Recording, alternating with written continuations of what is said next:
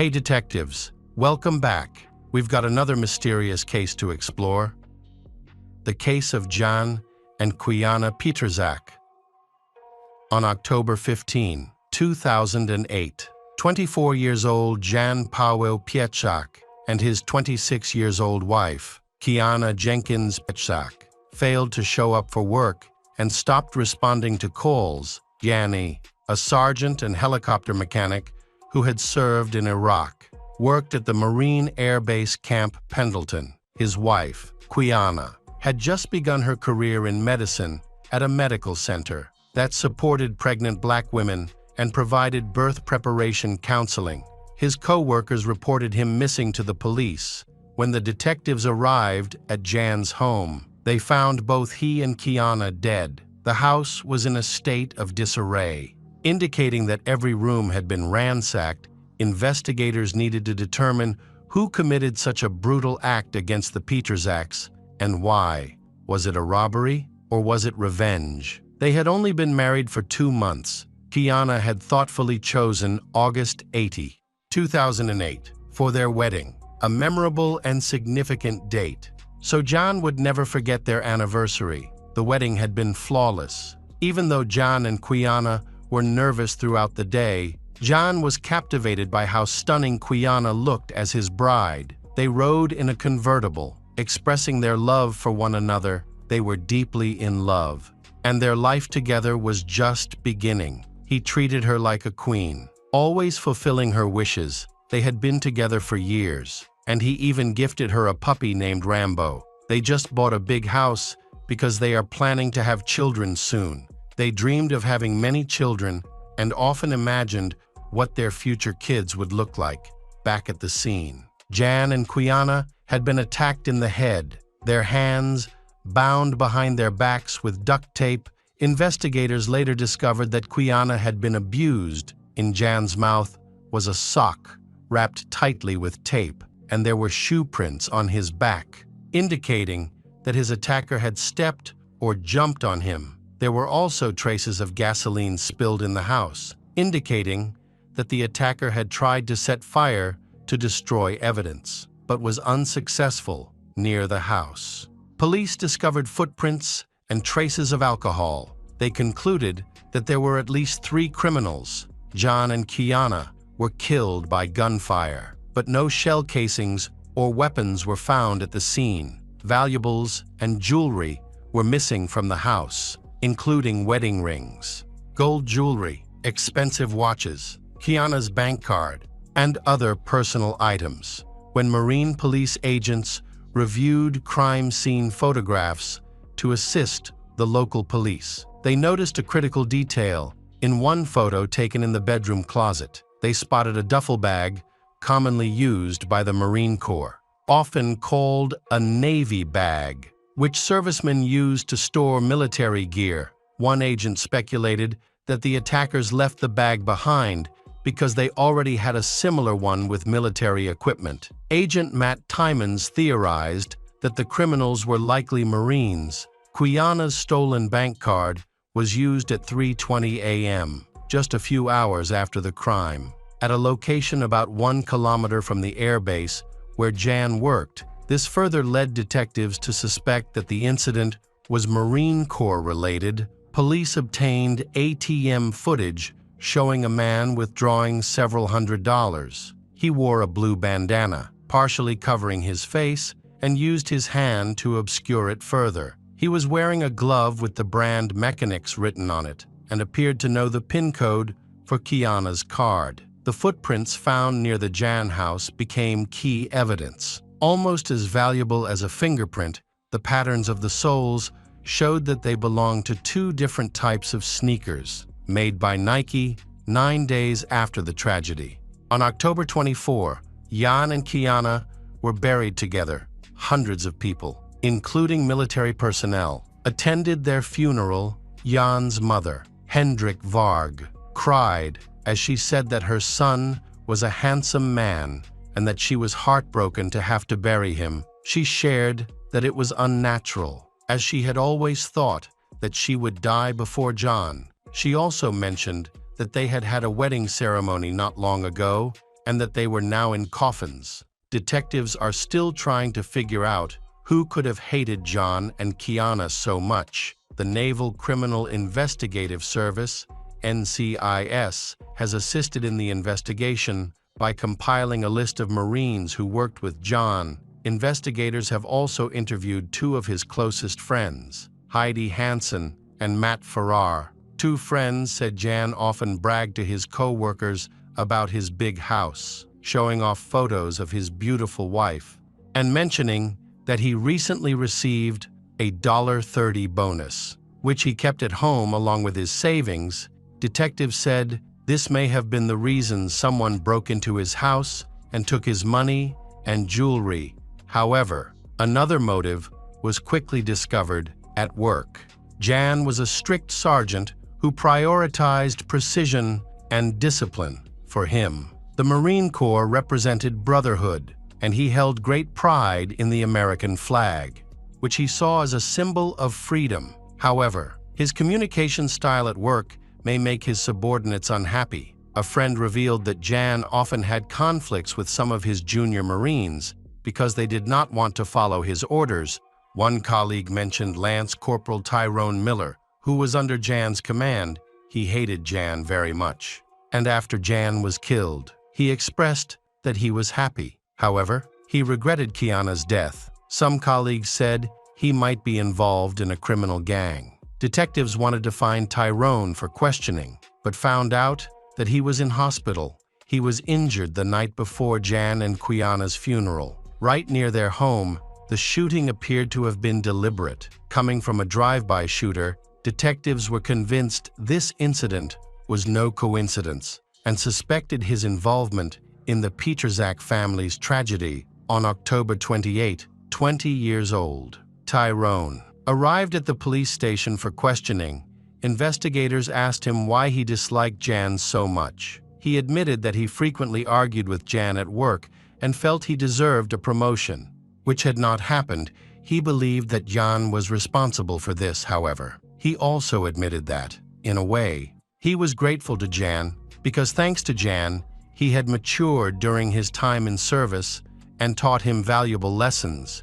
When detectives questioned Tyrone about a recent injury, he claimed it was unrelated to the attack on the Pietrzak family regarding the incident of October 15, the day of the tragedy. He stated he was at home with his family and denied any involvement. He explained that he was married, had 2 children, and lived in a military town where he served. He also mentioned that he had only been to John's house once, a few months earlier. With his wife, the detectives tried to fool Tyrone by saying that they had data from his cell phone. That would allow them to pinpoint his exact location on the day of the incident. This made him visibly nervous, and he began avoiding their questions. He eventually admitted that he occasionally drove past Jan's house with friends, the most recent time being about 2 weeks prior. Around the same time as the tragedy, detectives pressed further, asking about the clothes he had worn that day. He said he and his friends usually wore baggy sweatshirts and shirts, along with blue bandanas. He also described his shoes, which turned out to be Nike sneakers. The shoe prints matched the tracks found near the Pietrzak family's house. At this point, detectives were convinced that Tyrone was the perpetrator. Investigators released Tyrone and obtained a warrant to search his house. Police, wearing bulletproof vests, arrived at his home when no one answered. They broke down the door to get in. The first person they saw was his wife. Then he appeared, holding his daughter as a shield and trying to run into the back bedroom. The scene was chaotic. Officers shouted at him to release his daughter and lie on the floor. Eventually, he complied. His family sat on the sofa as the police began searching the house. The search was quick. On the table near the sofa, officers found a bank card belonging to Quiana, but the evidence didn't stop there. In his closet, detectives found the ceremonial blue uniform of John, the uniform the Marines take pride in. They also discovered 4 shell casings in a plastic bag and various weapons in the home, including one that was determined to have been used in the attack on John and Kiana's home in a black backpack. They discovered several blue bandanas and gloves from the Mechanics brand. They later found a pair of sneakers that matched one of the footprints at the crime scene. In addition, several other items were found in the house, but were not related to this case. For example, multiple identification cards, jewelry, and other items, suggesting that he may have been involved in other crimes. Tyrone was arrested and taken into custody, despite the substantial evidence against him. He initially denied any involvement in the case during interrogation. However, he admitted to participating in the incident, but claimed his role was minor. He stated that he broke into Sergeant Jan's house intending to steal maps and jewelry. He also tried to present the crime as racially motivated. Tyrone implicated two fellow Marines, Emrys John and Kevin Cox. In the case, Lance Corporal Emrys, 18, worked under John, while Private Kevin, 20, was an electrician at the air base. He confessed that the original plan was to rob and intimidate Jan, but events spiraled out of control, according to him. Emrys was the one who attacked both Jan and Quiana. He also claimed Kevin was actively involved throughout the incident. Not long after, investigators discovered another accomplice, a Marine. The man known by the nickname Psycho was 21 years old, Keeson Sykes, a clerk working at the airbase. Initially, Sykes, along with Emrys and Kevin, denied any involvement in the tragic incident at the Pietrzak family home. However, they later confessed, and Sykes revealed that it was Emrys who attacked Jan and Quiana. After questioning all four suspects, detectives were able to piece together what had happened that day. They go to John and Kiana's house. All of them, except Kevin, wore bandanas as disguises and had gloves on. Their weapons were loaded. Kevin knocked on the door, expecting Jan to open it. To his surprise, he did open the door. Laughing, Kevin greeted him, but the remaining three suddenly appeared, burst into the house and attacked him. They tied him up and gagged him, then began ransacking the house for money. They then tortured Jan and Kiana, trying to force them to reveal their bank card password. They also assaulted Kiana. Investigators discovered that Tyrone was the leader of the group and had orchestrated the entire plan. He gave the gun to Emrys, who then killed them. When police searched the rooms of the four suspects, they found evidence that all four were involved in the crime. All four were charged in the Pietrzak family case, but none admitted their guilt. Kiana's mother said she never imagined that one Marine would do such a thing, let alone four of them. Then, detectives discovered that this was not the first time the group of Marines had committed a crime. They lived a double life, as Marines by day and criminals by night, breaking and entering and robbing. Each attack was meticulously planned. In March 2013, nearly 5 years after the tragedy at Pietrzak's house, all four suspects, Emrys, Tyrone, Keeson, and Kevin, were brought to trial. Prosecutors want to prove that these Marines used their military skills to plan and carry out the crimes. The case was split into two trials. The first trial involved 3 suspects, Tyrone, Emrys, and Kevin, all of whom faced the death penalty. The trial for Keeson was postponed due to limited courtroom capacity. It was clear from the evidence that the crime had been carefully planned. The prosecutor presented forensic evidence at Tyrone's home. They found a pair of Mechanics brand gloves. Similar to the gloves seen in the CCTV footage, the gloves contained significant amounts of DNA from Quiana and Jan. Traces at the crime scene matched all 3 defendants, Tyrone, Emrys, and Kevin. To strengthen their argument, the prosecution introduced testimony from another Marine who shared insider information that had never been made public. This Marine revealed that Tyrone and Emrys had confessed to their involvement shortly after the incident. Ultimately, Tyrone and Emrys admitted to their roles in the crime. Emrys confessed to being the shooter. Regarding their motive, they claimed their actions were driven by two goals: to steal money and to seek revenge. However, Tyrone asserted that he did not have a detailed plan and did not intend to kill anyone. He said his main purpose was to intimidate Jan, whom he accused of secretly obstructing his promotion. Out of a personal vendetta, after a 4-month trial and less than 3 days of deliberation, the jury reached their verdicts. All 3 former Marines, Tyrone, Emrys, and Kevin, were found guilty of 2 counts of first-degree murder and other charges. Emrys was identified as the shooter, while Tyrone was also convicted of rape. Both Emrys and Tyrone were sentenced to death, while Kevin received a life sentence without parole on August 5, 2014. A year and a half later, Kassan Sykes was convicted of multiple crimes, including abuse of Kiana, and was also sentenced to death. It has been 14 years since the Pietrzak family tragedy. Jan's mother keeps her son's dress uniform at home as a cherished memory. As it is all she has left of him, she stays in contact with Kiana's mother, and the 2 women often call and support each other. They believe they are now connected for life. Hi everyone, thanks for returning. Let's unravel another perplexing mystery: the case of Jennifer and Nura Jackson.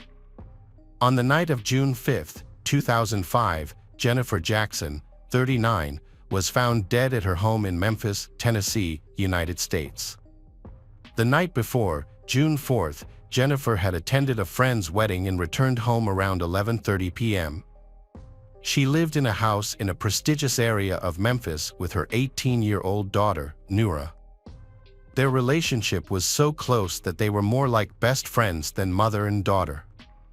Jennifer had previously been married to Nazmi Hassan, a captain in the Lebanese army, and they had a daughter when she was 20. However, their marriage did not last and they divorced shortly after Nura was born.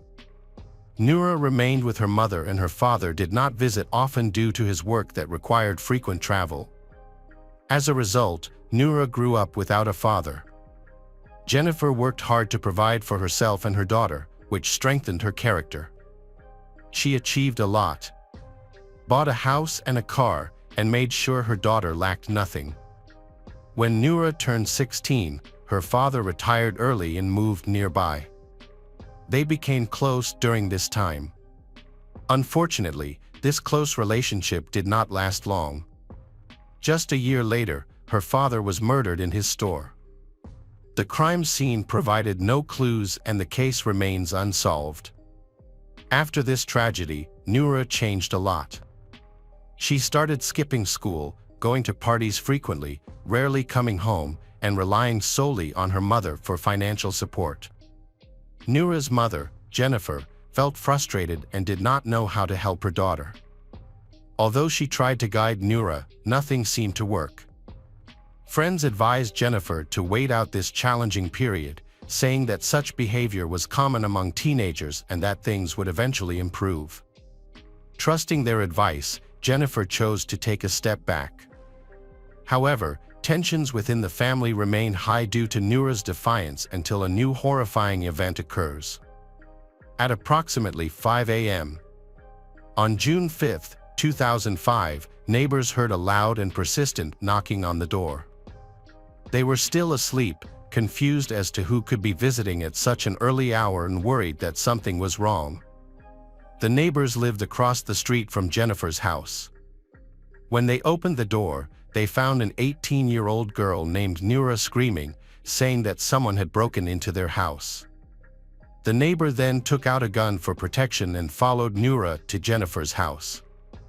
They entered through the back door. Nura entered first. She rushed to the phone and called 911. She told the police that someone had attacked her mother. While Nura was talking to 911, she gave the neighbor directions to Jennifer's bedroom. When the neighbor entered the room, he found Jennifer lying on the floor at the foot of the bed, covered in blood. She showed no signs of life, and there was a lot of blood in her mouth and on the bed. He hurried to the Jennifer to check her pulse, but she was already cold and there was no way to help her. Realizing she was dead, he went back to tell his wife while Noura was still on the phone with the police. Neighbors later returned to Jennifer's home to support a grieving Noura and keep her company. Paramedics arrived to confirm Jennifer's death, determining that she had been dead for several hours.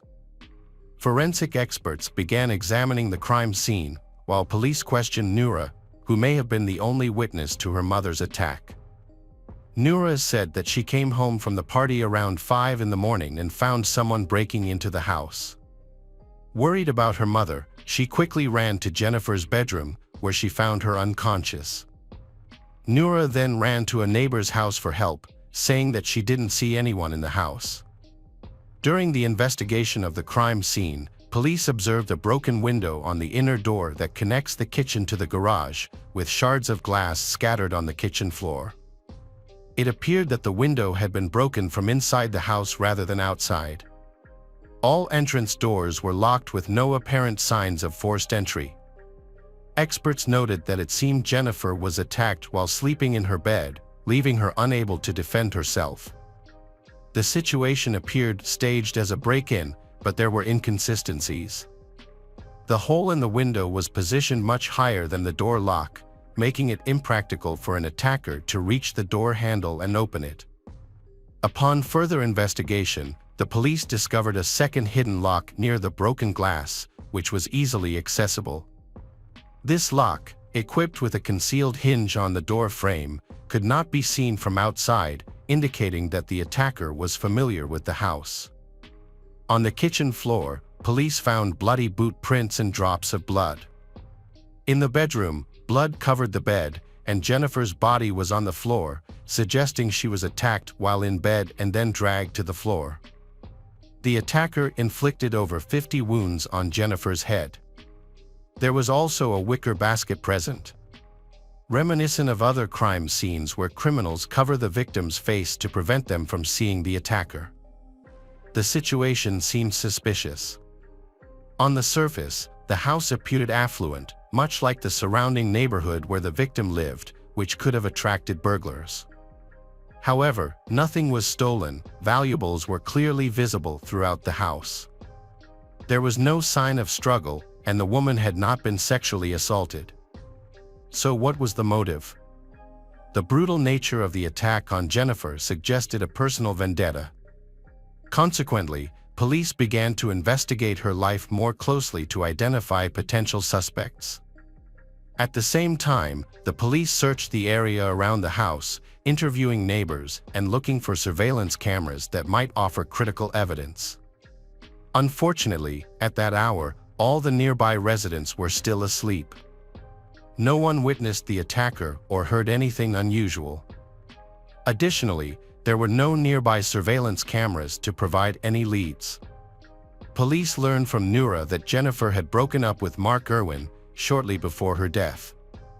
The motive for the murder appeared to be jealousy and resentment, leading police to focus on Mark and bring him in for questioning.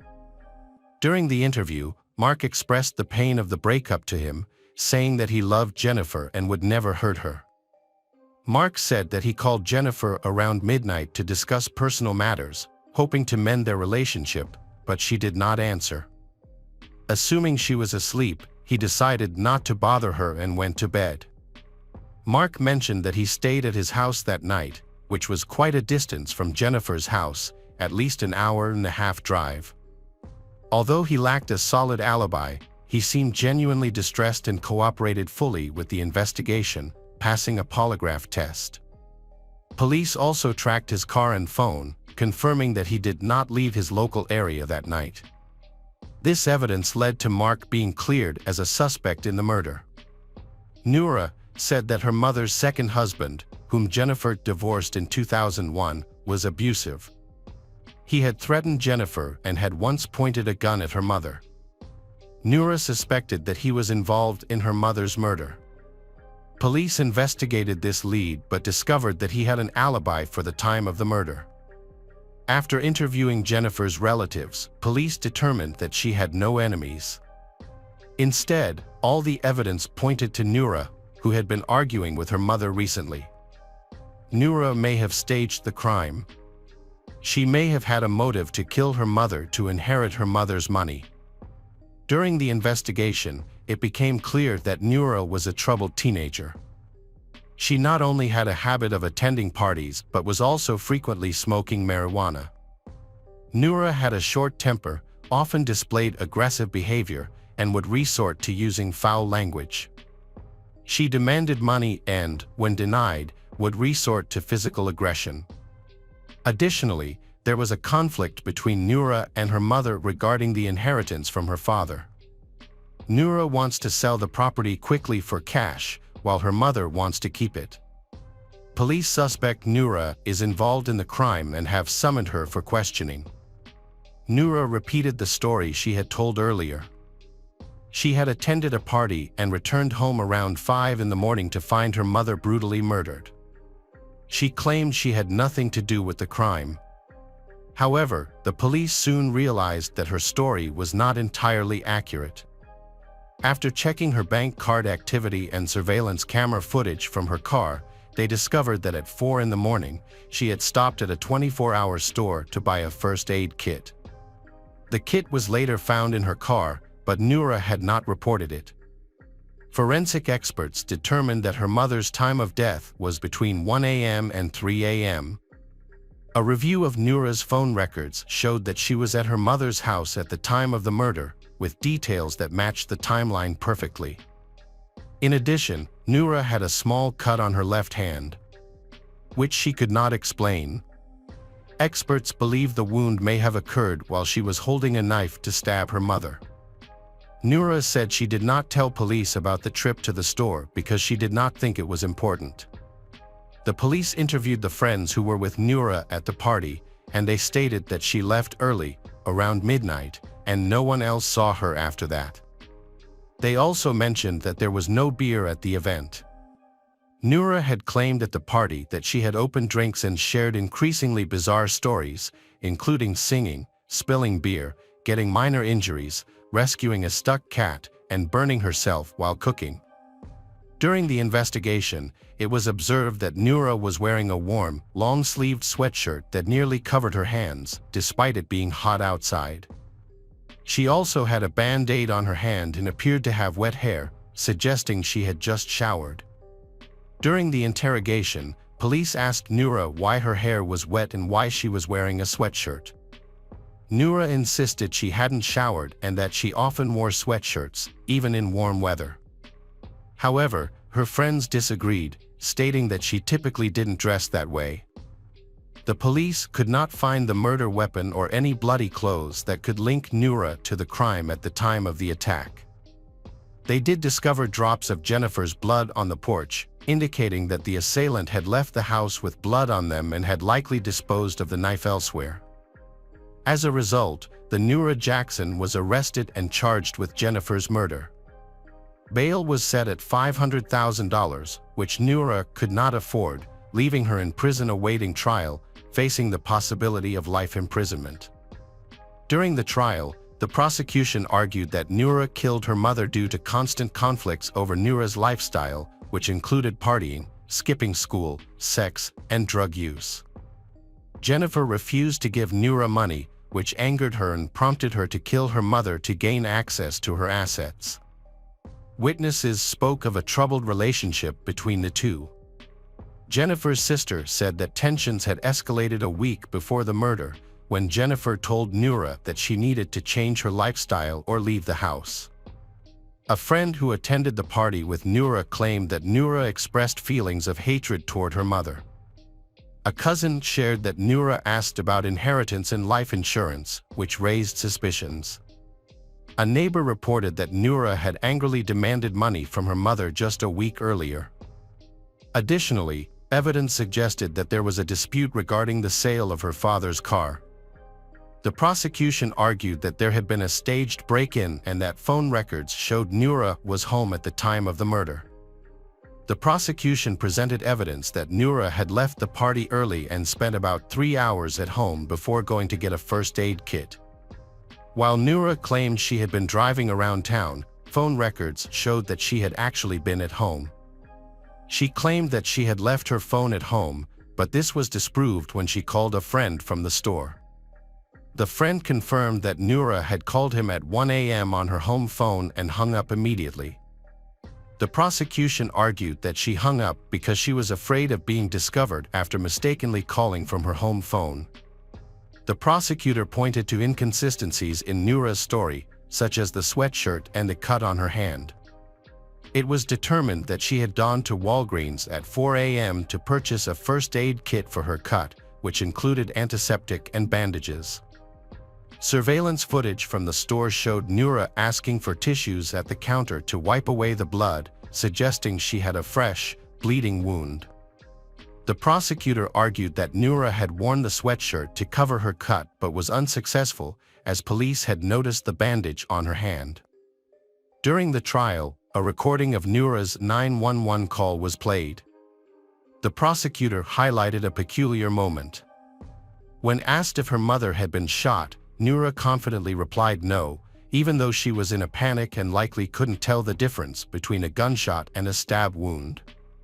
A neighbor, whom Murdaugh had contacted that morning, testified that he was surprised by how openly she discussed the incident. The neighbor, whom Murdaugh had asked for help that morning, was clearly surprised to hear her talk about the situation. Murdaugh entered her home first, seemingly unafraid, while the neighbor followed her with a gun, worried about a potential attack. This behavior aroused suspicion. The prosecutor alleged that Murdaugh was under the influence of alcohol and illegal drugs and was motivated by a desire to make money to support her partying lifestyle. However, Murdaugh barely spoke during the trial. Her attorney, who took the case pro bono, spoke for her most of the time. The defense argued that there was no direct evidence linking Murdaugh to the crime. No murder weapon was found that contained her DNA or fingerprints, allowing her to be ruled out as a suspect. The lawyer accused the police of handling the investigation poorly. They found no evidence that would help identify the criminal. So the police chose to blame the troubled daughter to close the case. The lawyer argued that statistically, children rarely kill their parents, and this case differs from typical maternal murder cases. The attorney argued that the entire case was based on circumstantial evidence. Jennifer's bedroom did not contain Murdaugh's DNA, and there was no Jennifer's blood on Murdaugh's sweatshirt. The lawyer argued that if Murdaugh had attacked her mother, she would have suffered much more injuries, but she only suffered one cut. The prosecutor denied this claim, saying that Jennifer did not defend herself. Instead, she was asleep at the time of the attack. Despite the defense's arguments against the investigation, the prosecutor's evidence convinced the jury, resulting in Murdaugh Jackson being convicted of second-degree murder. She was sentenced to 20 years and 9 months in prison. After nearly 10 years, the Tennessee Supreme Court granted Murdaugh a new trial. It was revealed that a key witness, a friend of Murdaugh's, came forward, claiming that she had called him to her house to resolve a problem.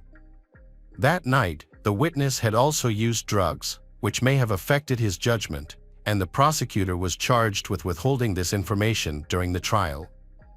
On August 22, 2014, the Supreme Court overturned Murdaugh's conviction, stating that this testimony was crucial to the jury's decision and that they might have ruled differently if they had known the truth. Concerns were raised about the integrity of the prosecutor, Amy Wyrick, as it became evident she had engaged in similar misconduct in other cases by concealing important facts to secure convictions. The court reprimanded her for these actions. In response, Amy stated she was prepared to retry the case and demonstrate Murdaugh's guilt. Murdaugh's excitement about her new trial was significantly dampened. She had new lawyers who supported her and successfully moved her case to a neighboring district court to minimize publicity and avoid involvement from prosecutor Amy. Despite this, Murdaugh was still very anxious about the possibility of facing trial again. Ultimately, she was offered a plea bargain for a lighter sentence, which she accepted. She used a legal option called an Alford plea, where she maintained her innocence but pleaded guilty because the prosecution had enough evidence to convict her. As a result, her sentence was reduced to 15 years, and she was released early for good behavior in 2016, having served a total of 11 years in prison. During her time in prison, she experienced a worsening of a medical condition that prevents her from having children, and her criminal record makes it impossible for her to adopt. Hello again, true crime fans. We've got another mysterious case to explore. The case of David Nixon. David Nixon was a friendly, ambitious, and optimistic man living in Grapevine, Texas. He had a talent for selling and was involved in trade. David married Donna Lela in 1990. The following year, they welcomed their son. He then ventured into real estate, which proved to be a successful field for him. Over time, he became one of the top agents in the city, handling million-dollar transactions. David's marriage ended in 1995 when he began an affair with flight attendant Lisa Hill. After the divorce, he stayed on friendly terms with his first wife, mainly because of their shared son, Nicholas. David then married another woman, but that marriage lasted only 2 years. He didn't remain single for long. Before his divorce from Lisa was finalized, he met a 27-year-old woman who initially overlooked his advances. Eventually, they decided to move into David's house together, which could signify his third marriage. David was known to his relatives for his love of fine and luxurious things, often owning more than his income could afford. 11-year-old Nicholas admired his father, believing David to be a wonderful man who was always willing to help the family. David was at the peak of his life when he suddenly became the victim of a horrific massacre. On the evening of April 18, 2002, a passing motorist discovered a fire and reported it to the fire department. After extinguishing the fire, the firefighters discovered a human body. They quickly called the police. In the middle of the night, a police investigator arrived at the scene of a fire at David Nixon's home in Grand Prairie, Texas. David had recently moved to the area. As the officer stepped out of his car onto the front driveway, he was hit by the horrible smell of burning flesh. He found a body wrapped in a partially burned sheet. Further investigation revealed it was an electric blanket, along with a sturdy camping tarp and rope that held everything together. When police examined the body, they found it was too charred to tell whether it was a man or a woman. However, they were able to determine that the deceased had fair skin based on the remaining facial features. It took several hours to carefully remove the body from the scene of the fire. During their investigation, they discovered several fibrous materials that could have been used to start the fire. These materials were later identified as electric blankets. Unfortunately, they did not find any other significant evidence to identify the suspect. A forensic expert analyzed the case and concluded that the victim was a man in his 40s who was murdered by a single gunshot to the heart before a fire broke out. There were no signs of a struggle, suggesting that the victim was caught off guard, possibly while sleeping. The initial autopsy could not identify the victim, but police believed he was the homeowner. To confirm his identity, they needed dental records and documents, which ultimately revealed that he was David Nixon, a 40-year-old. The event was a devastating loss for the deceased's family, especially for his son Nicholas. On that day, Nicholas was supposed to call his father but couldn't reach him. The Nicholas sensed that something was wrong but had no idea that his father was already dead. From the beginning, police suspected that Tracy, David's third wife, might be the killer. Friends of the couple noted that while they generally got along, they also had serious arguments, often over finances and David's gambling debts. As Tracy's tumultuous relationship with David progressed, she discovered that he was wasting money on gambling. Their arguments became more heated in the early spring of 2002. After nearly 4 years together, they decided to separate. However, a serious tax lawsuit ensued. To protect his assets and avoid losing his home, David transferred ownership of the house to Tracy. When it came time to discuss separation, Tracy insisted on keeping David's luxurious home, which had a hidden terrace and a heated pool. David tried to negotiate with her to get his property back, but she refused to agree. In April, things escalated when David reported to the police that Tracy had changed the locks on his house without his permission. She took advantage of his absence while he was away for a work-related trip to a nearby city. That evening, the police intervened to help resolve the situation. She argued that she had invested her own money in renovating the house and wanted to keep it. However, she could not provide evidence of her financial investment, and they were unable to reach an agreement. Nearly 2 weeks later, David was found murdered. This raised suspicions, especially since he had no known conflicts with anyone else, making it plausible that Tracy may have been involved in his death to retain ownership of the house. That evening, upon hearing about David's ex-husband's death, Donna went to the police station. Donna reported that David had recently expressed concerns for his safety due to Tracy's erratic behavior. She also provided the police with David's will, which he had asked her to share, naming a potential culprit if anything ever happened to him. Despite this, David had never reported any domestic violence incidents to the police and often minimized his problems. Donna understood the risks David faced during their property division, as he consistently sought to resolve conflicts peacefully. However, it seemed that Tracy was provoking new conflicts. Donna called the police to her ex-husband's home when her son could not reach his father. Donna had previously contacted Tracy to find out what might have happened, but Tracy dismissed her concerns. Tracy said she had not been keeping tabs on David, whom she had broken up with, and suggested he might be drinking or gambling. The couple had been living together in a house in Grapevine that was the subject of a dispute. They had recently agreed that the man would be moving out to a new place in Grand Prairie just a few days before his death. Tracy later confessed that they had talked about the move, and David had asked her to rent a van to help with transporting their belongings. She did not leave him in a tough spot. Instead, she called a car service and rented a special cart to load items into the van. David packed his things and went to the new address, planning to return for the rest of his belongings. However, he never came back. The disagreements that occurred created a strong motive for the crime. From the beginning, the police were interested in Tracy. They considered her a prime suspect in the case. When the police informed Tracy of the news that David had been murdered, the police expected her to be distraught and in need of comfort after the loss of a loved one. However, her reaction was unexpected. She was indifferent, uncaring, and showed no signs of distress. From that moment on, the police began to confirm their suspicions.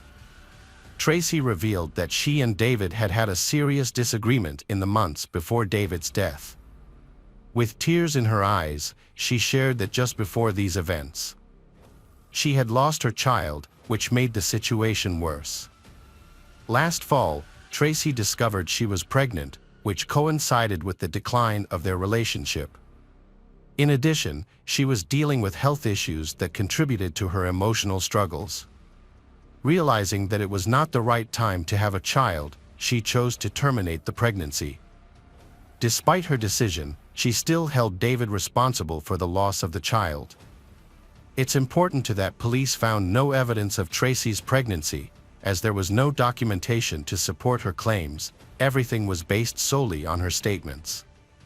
During the first interrogation, police closely observed the Tracy, and afterward, every officer was convinced that she was not telling the truth. They noted that she gave evasive answers, appeared confused in her testimony, and her body language often suggested she was lying. The woman insisted that she was not involved in the murder and was unaware of the details surrounding it. Since Tracy refused to admit anything, the police had no evidence to confront her with. Tracy was later released from custody. Extensive searches were conducted at the scene of the massacre and in the sewer.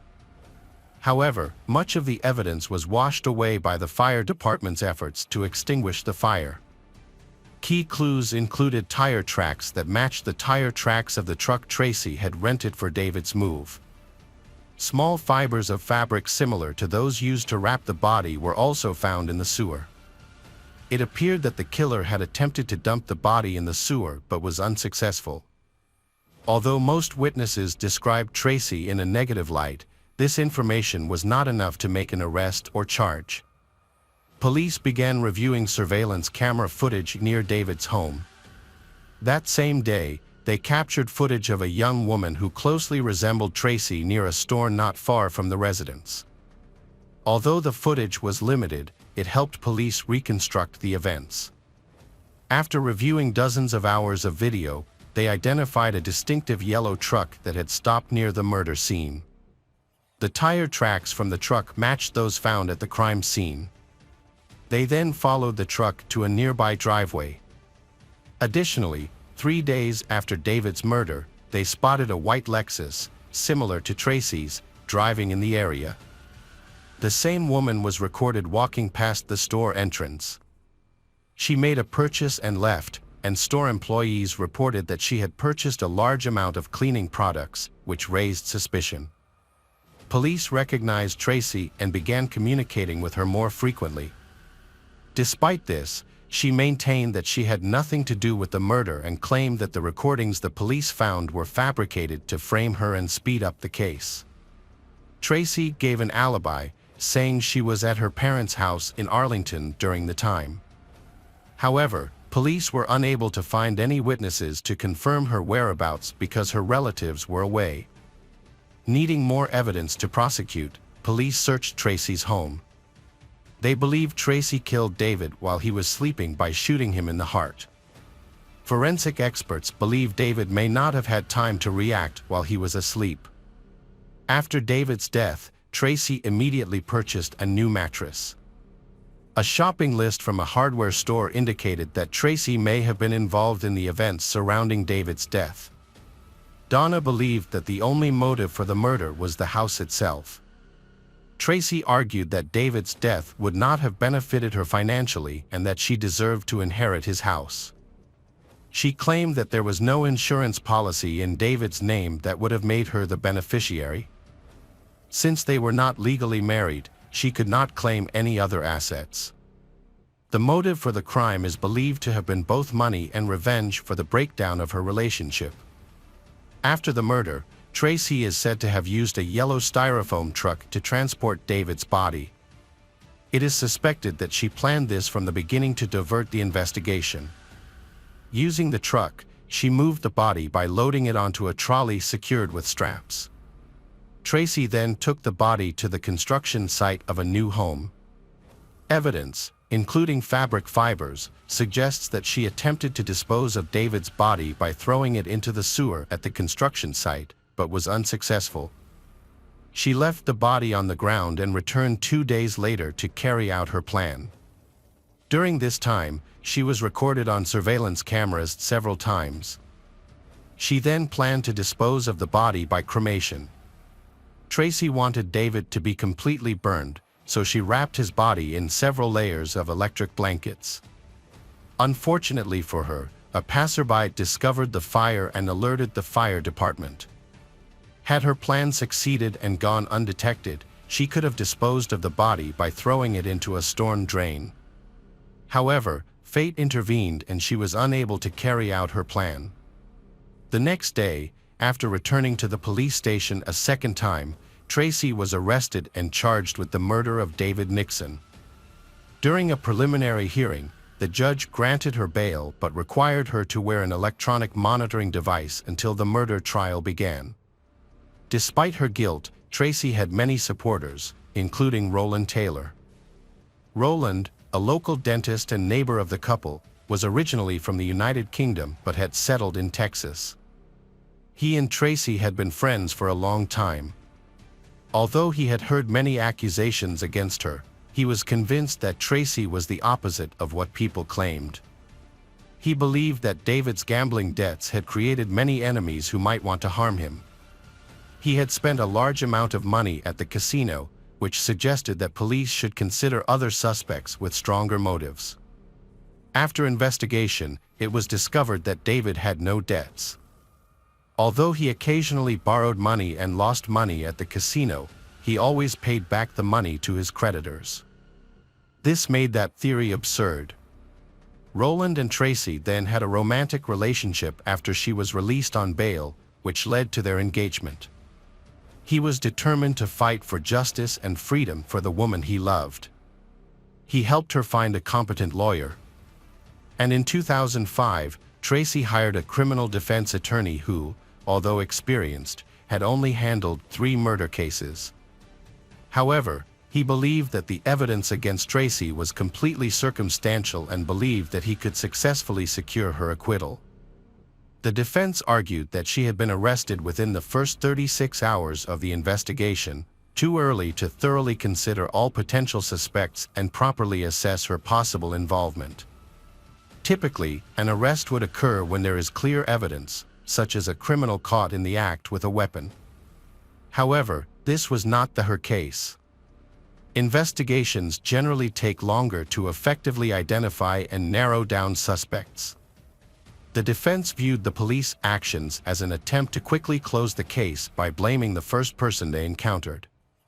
Additionally, he argued that the prosecutor's office lacked direct evidence linking her to the murder, as no DNA or fingerprints of Tracy were found in the house or truck, nor was the alleged murder weapon.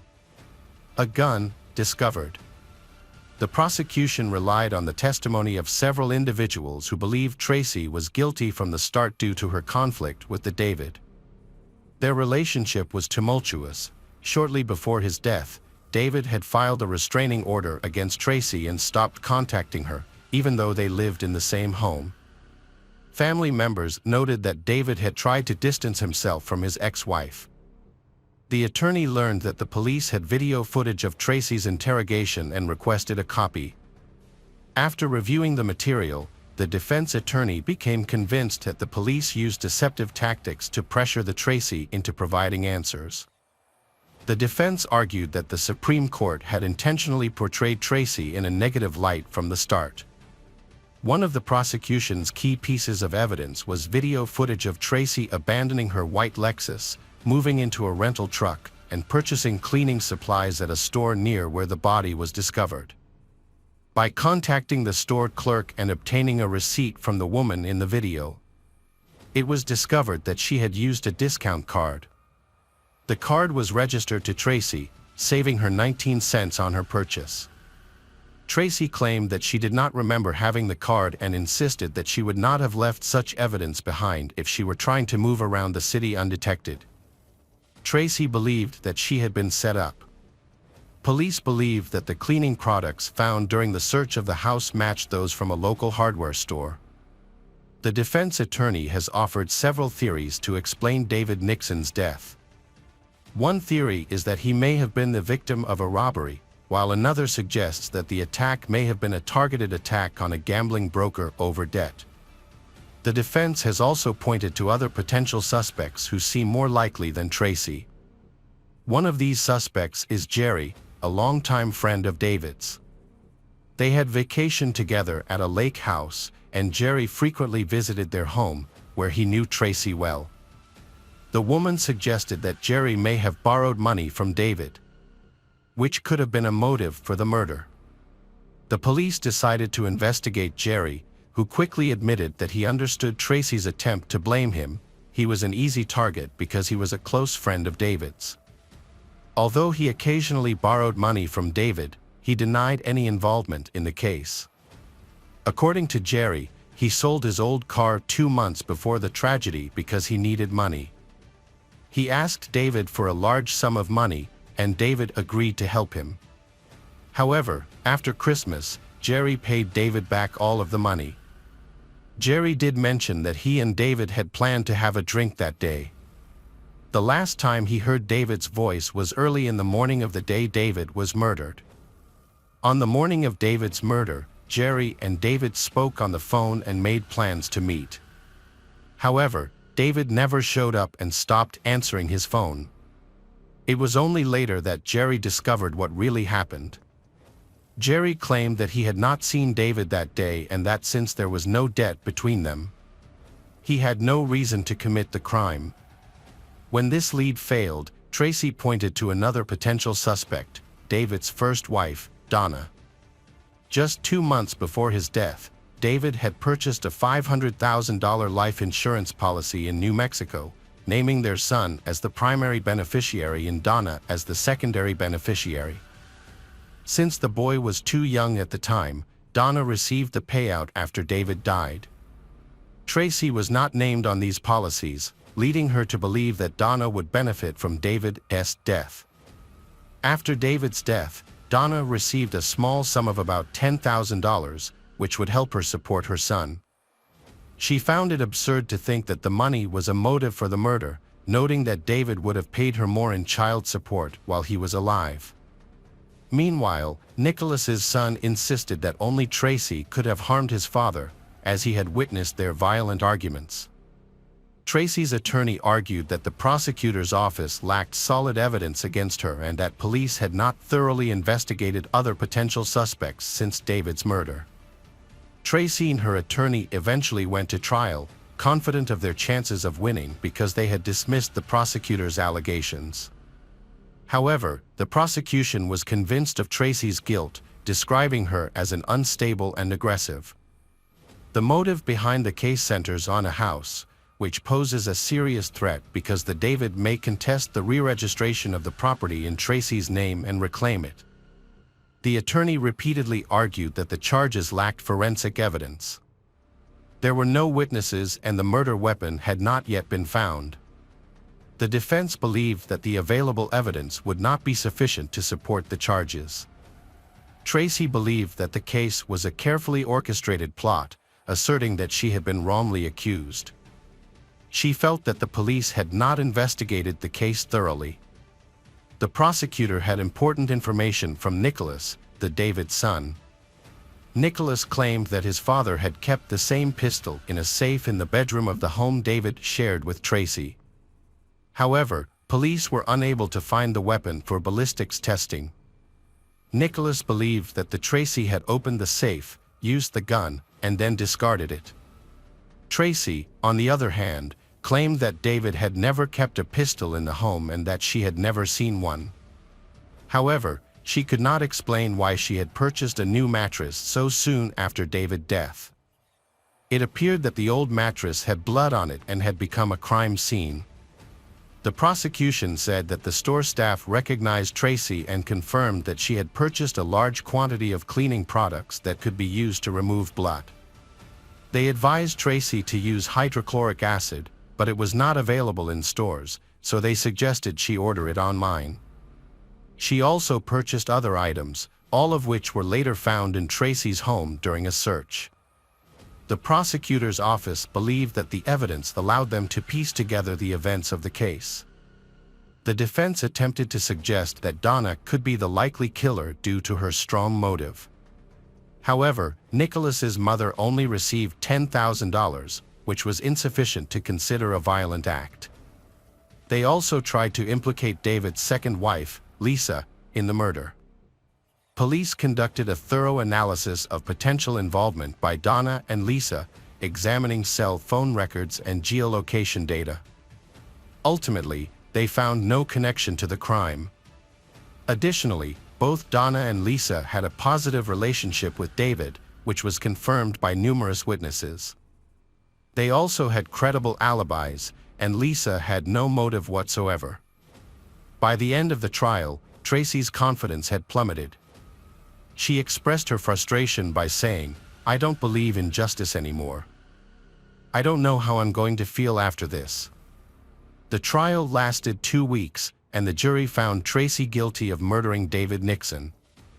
They reached a verdict in less than 4 hours, resulting in her being sentenced to 40 years in prison. The victim's family was completely satisfied with the outcome, and many felt relieved. Roland Taylor stayed loyal to his fiancée, insisting on her innocence and visiting her in prison.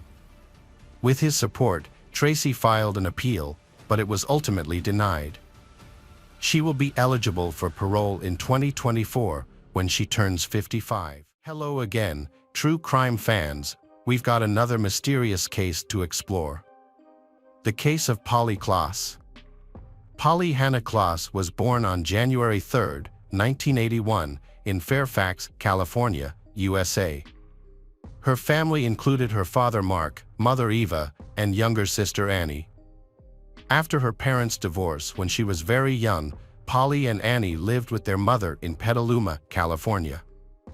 As for Mark, he had a new relationship after the divorce, and Polly got along very well with this woman. Overall, their family was very harmonious, and she spent time with both her mother and father, with no problems between them. Polly was a quiet and innocent child who had a few close friends but was generally very shy. However, she found confidence and joy in theater, participating in various school plays and community musicals where she often took the lead role. Her main aspiration is to become a talented musical theater actress. Aside from theater, Polly loves hosting and attending sleepovers with her friends, a regular activity shared among her close-knit group. On October 1, 1993, Polly asked her mother if she could have two friends, Jillian and Kate, over for a sleepover. Her mother agreed, and the two friends arrived at Polly's house in the afternoon. They had dinner together, and the evening went smoothly until Polly's mother went to bed around 9:45 p.m. due to a bad headache. She told the girls that she was going to sleep and asked them to wake her up if they needed any help at any time. After taking 2 sleeping pills, she fell into a deep sleep. The calm night was disrupted after 11 p.m. when Eva, Polly's mother, was jolted awake by the screams of Jillian and Kate. The two girls frantically told her that a man had broken into the house and taken Polly away. Eva made an emergency call to the police and then went to check on her other daughter, Annie, who was in her room, seemingly unaware of the incident. When the police arrived, they started questioning Polly's 2 friends, Jillian and Kate.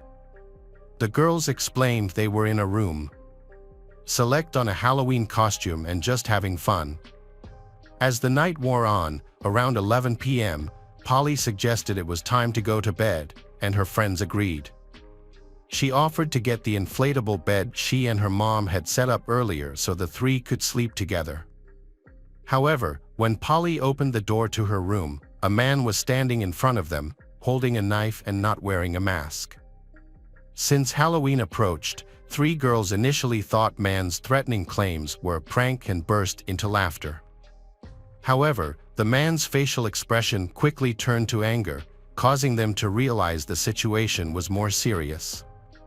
He swiftly forcing the girls into a room, where he bound their hands and feet with rope.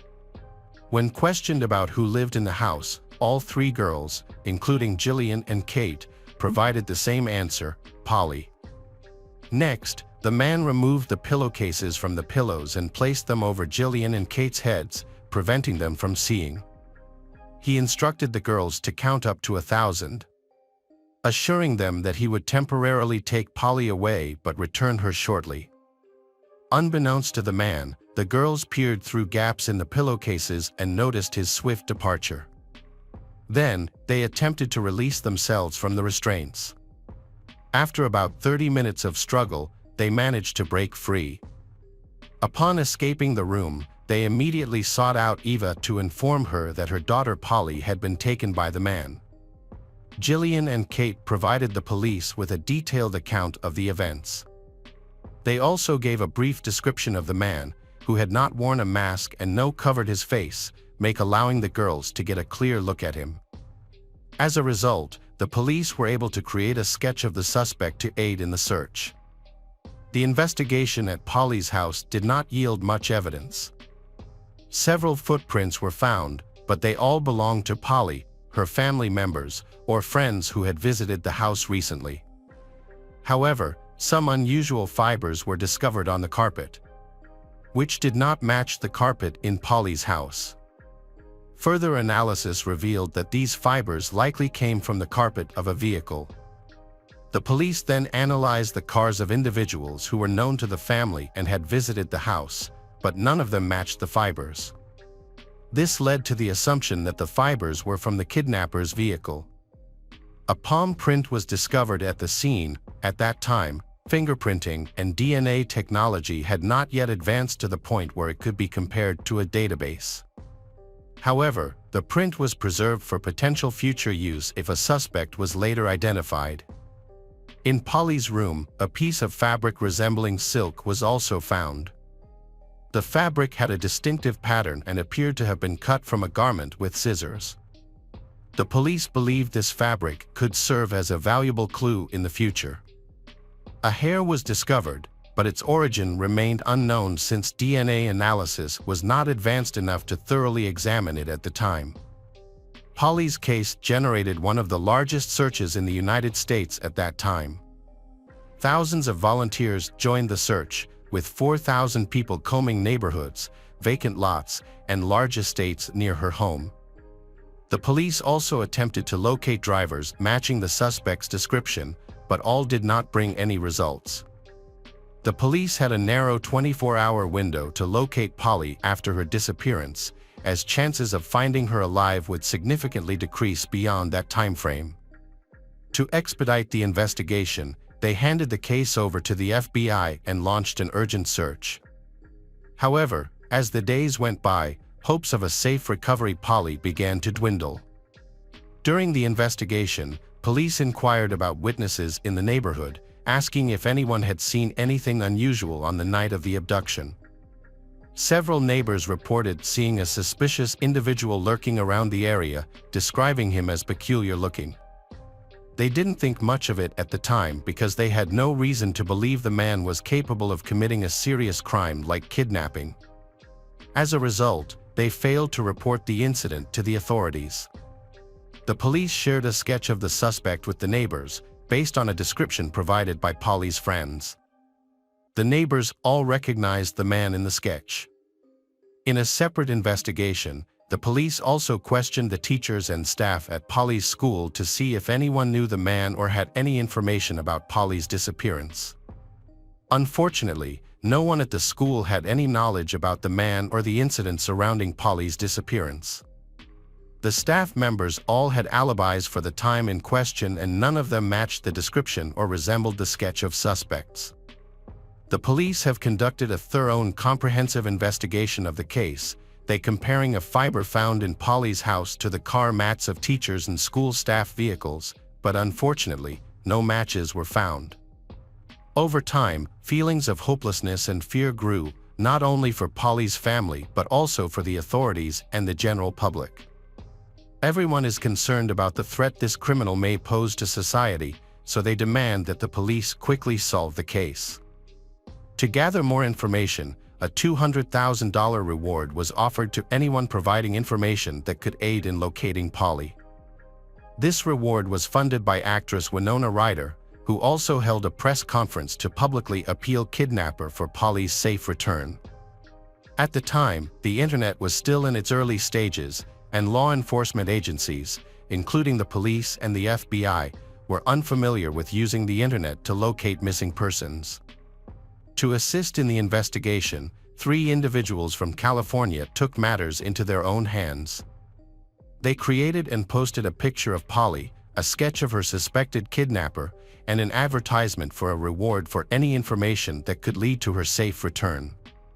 Although social media platforms did not exist at the time, other online communication tools were available. As a result, approximately 25 million people in the United States viewed Polly's picture online.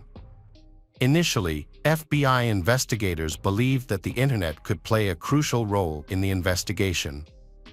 Although the disappearance became increasingly well known, but internet users do not bring any valuable information.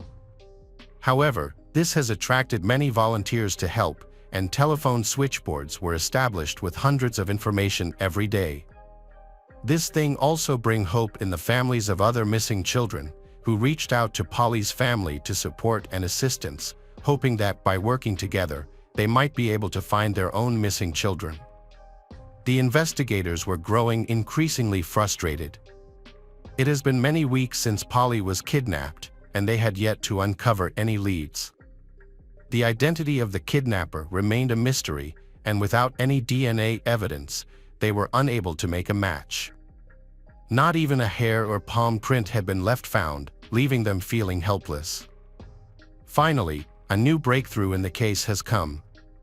A phone call was called to Polly's father, Mark. On the other end of the line, he heard a girl's voice that sounded uncannily like his daughter's.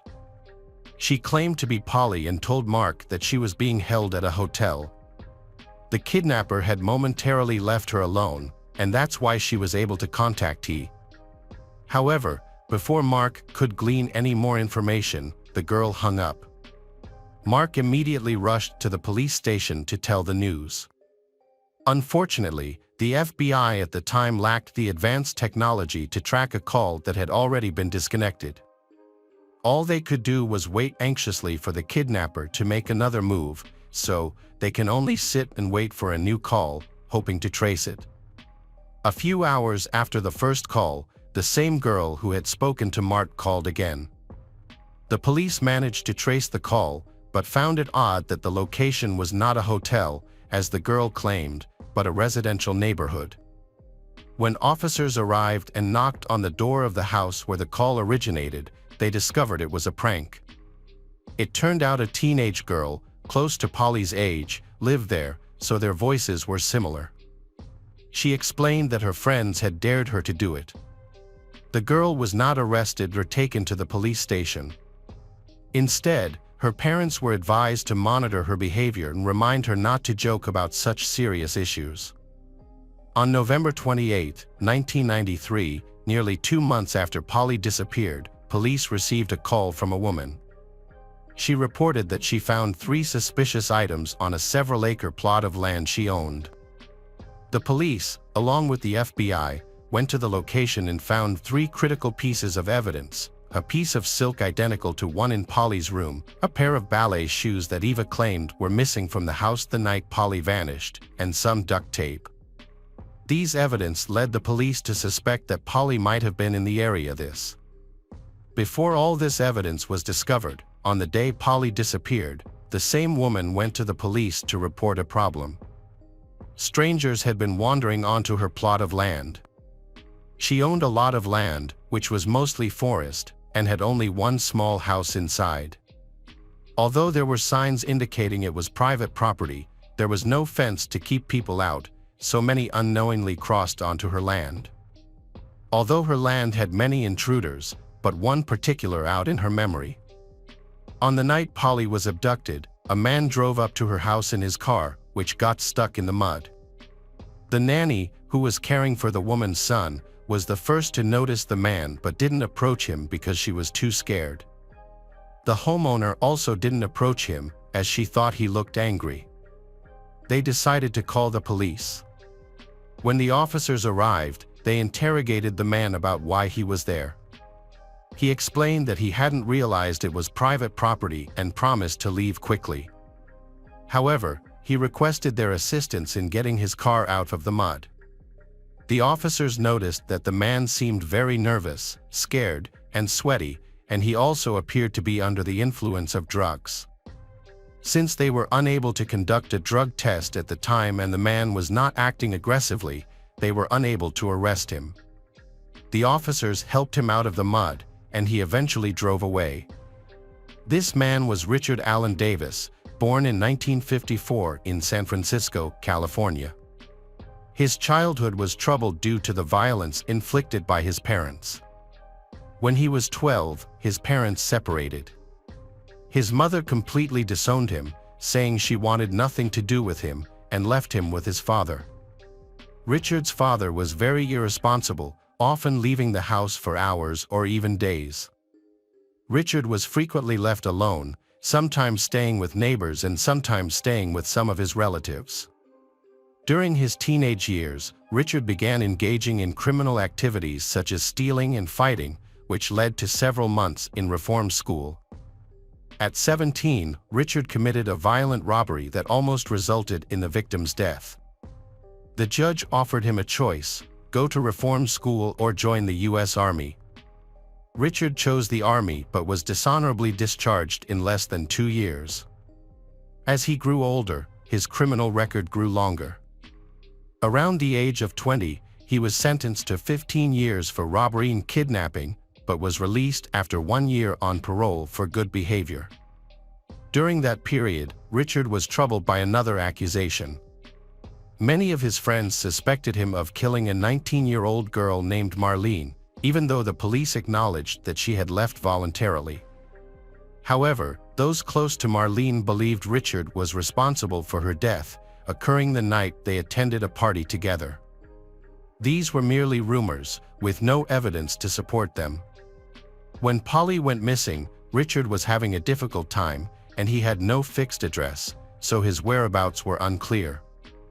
The police distributed a special leaflet exclusively to officers, urging them to be extremely cautious. They withheld information from the media due to concerns that Richard might flee California or even the United States. On November 13, 1993, Richard was arrested while driving under the influence of alcohol. A police officer stopped him, and he failed a breathalyzer test. Upon checking Richard's name and picture, the officer recognized him as the suspect wanted in the Polly kidnapping case. The officer carefully informed Richard that he was being arrested for violating probation due to drunk driving. Richard complied and was taken to the police station. There, officers read him his rights and revealed that he was actually being held for the kidnapping of Polly. Richard was taken in for questioning. The investigation was careful and he eventually admitted to kidnapping Polly.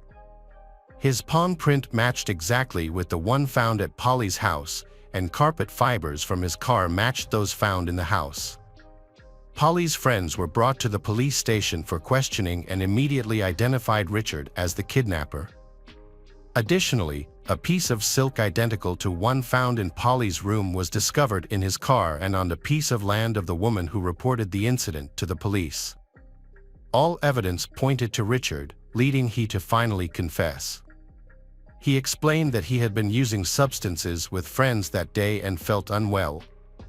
He decided to break into a house in a neighborhood to commit a burglary. Richard drove around until he reached Polly's neighborhood. Seeing an open window, he entered the house. He stated that he hadn't planned the incident, didn't know Polly or her family, and hadn't been following them. He was searching for valuables but didn't find much. As he was about to leave, Polly opened the bedroom door and saw him. Richard noted that she was very frightened and, in his panic, decided to take her. He stated that he put Polly in his car and started driving, eventually stopping in a vacant lot where he assaulted her. Afterwards, he got back into the driver's seat. When the woman and the babysitter spotted Richard on private piece of land, Polly was in the back seat. Police officers helped him retrieve his car from the mud, and at that point, Polly was still alive, which deeply frustrated officers as they believed her life could have been saved. After the car was pushed out of the mud, Richard drove down the highway, strangled Polly to death, and left her body there. Richard reported the exact location of the grave to the police, leading to a search that took place on December 4, 1993, 2 months 3 days after the girl was abducted. Polly's body was found in a grave beside the highway, dug by Richard himself. The forensic examination mainly confirmed the cause of death as strangulation, consistent with Richard's account. The date of her death was approximately the same day she disappeared. With all the evidence, Richard Allen Davis was put on trial for kidnapping, murdering, and raping Polly Klaas. During the trial, Richard had a chance to speak. Besides apologizing to the family, he accused Polly's father of sexually abusing her. Richard claimed that Polly had told him not to do to her what her father did to her. This accusation enraged Polly's father, who nearly attacked Richard, but the people present compartmented him. Richard's words shocked everyone, not only because he didn't apologize but also because they doubted the truth of his claim about Polly's father. On June 18, 1996, Richard Allen Davis was found guilty of kidnapping and murdering Polly Klaas. In August, he was sentenced to death. He tried to overturn the death sentence but failed. In 2006, Richard overdosed on pills in his cell but was revived and returned to prison. In 2009, his lawyer attempted to appeal his conviction to the Supreme Court but was unsuccessful. The Supreme Court upheld his death sentence. Hello, crime enthusiasts, are you ready for another chilling investigation?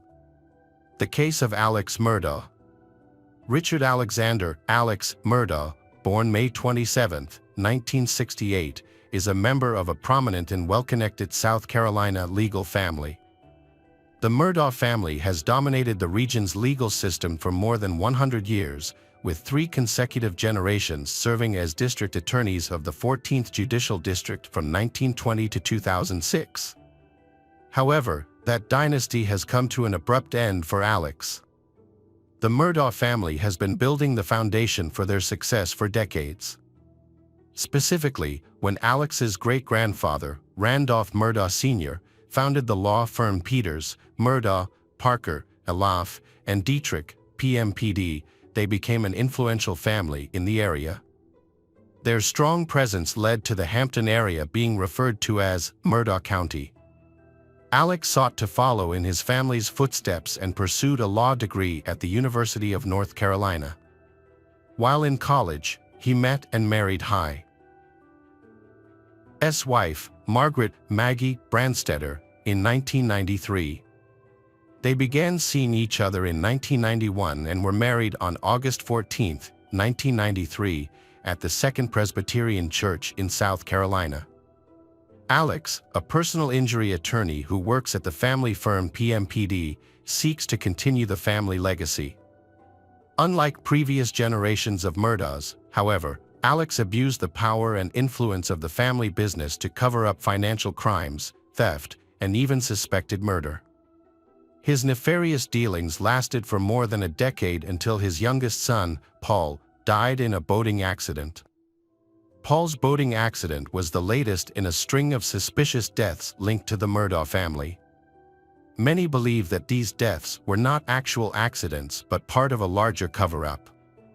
Given the history and resources of the Murdaugh family, this theory seems plausible, especially considering how they handled Mallory Beach's death.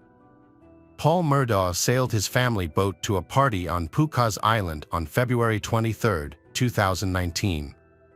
Having just graduated from high school, Paul and his girlfriend Morgan Dowdy, along with Anthony Cook and Mallory Beach, wanted to have a party in a night of unsupervised fun. They planned to start the night with a house party and oyster roast on the island. However, parties can't start without alcohol, so Paul bought some beer and hard liquor using his brother's ID. They left the Murdaugh River house at 7 p.m. By midnight, they were ready to continue their fun, so Paul decided to steer the boat to downtown Beaufort. There, he and Connor, a teenager, also joined the boat party, had 2 rounds of drinks around 1 a.m. On the way back to the boat, Paul and Connor were caught on a surveillance camera. At this point, Paul had been drinking heavily, and according to other passengers, he began to act strangely around 1:15 a.m. As they sailed, the situation became more complicated. The group started to disagree with Paul as he steered the boat in a disoriented manner and acted as if he were drunk. Mallory recalled that Anthony asked Paul to take him to a nearby rock to get off, but Paul refused. Morgan later commented that Paul took his hands off the wheel several times to argue with her, which made Mallory very nervous. GPS data from the boat's Garmin device indicated a period of acceleration. Paul, however, denied pushing the boat forward, but he was at the wheel at 2:20 a.m. when the boat hit the bridge, throwing Mallory into the water. The other teens were also in danger. Connor suffered a broken jaw and Morgan sustained a serious hand injury.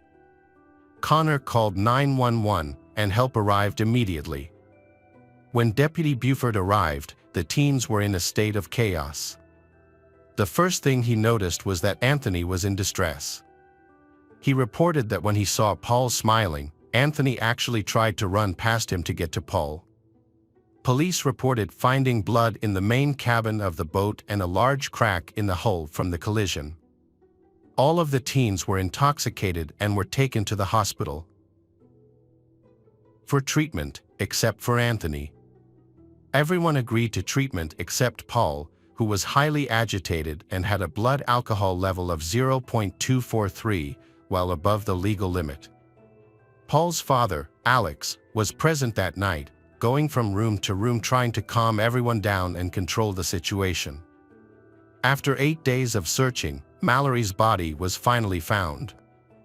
The autopsy revealed that she died from blunt force trauma to the head and subsequent drowning. Several witnesses, including Paul's girlfriend Morgan, testified that Paul was speeding in the boat that night. However, Paul was neither arrested nor charged. This led to speculation that Alex may have intervened in the legal process to help his son escape punishment. In March 2019, the Murdaugh family was sued for wrongful death. Mallory's family alleged that Paul's mother, Maggie, knew her son was intoxicated while the group was boating. Additionally, they claimed that his brother Buster provided the paperwork necessary for the group to purchase alcohol.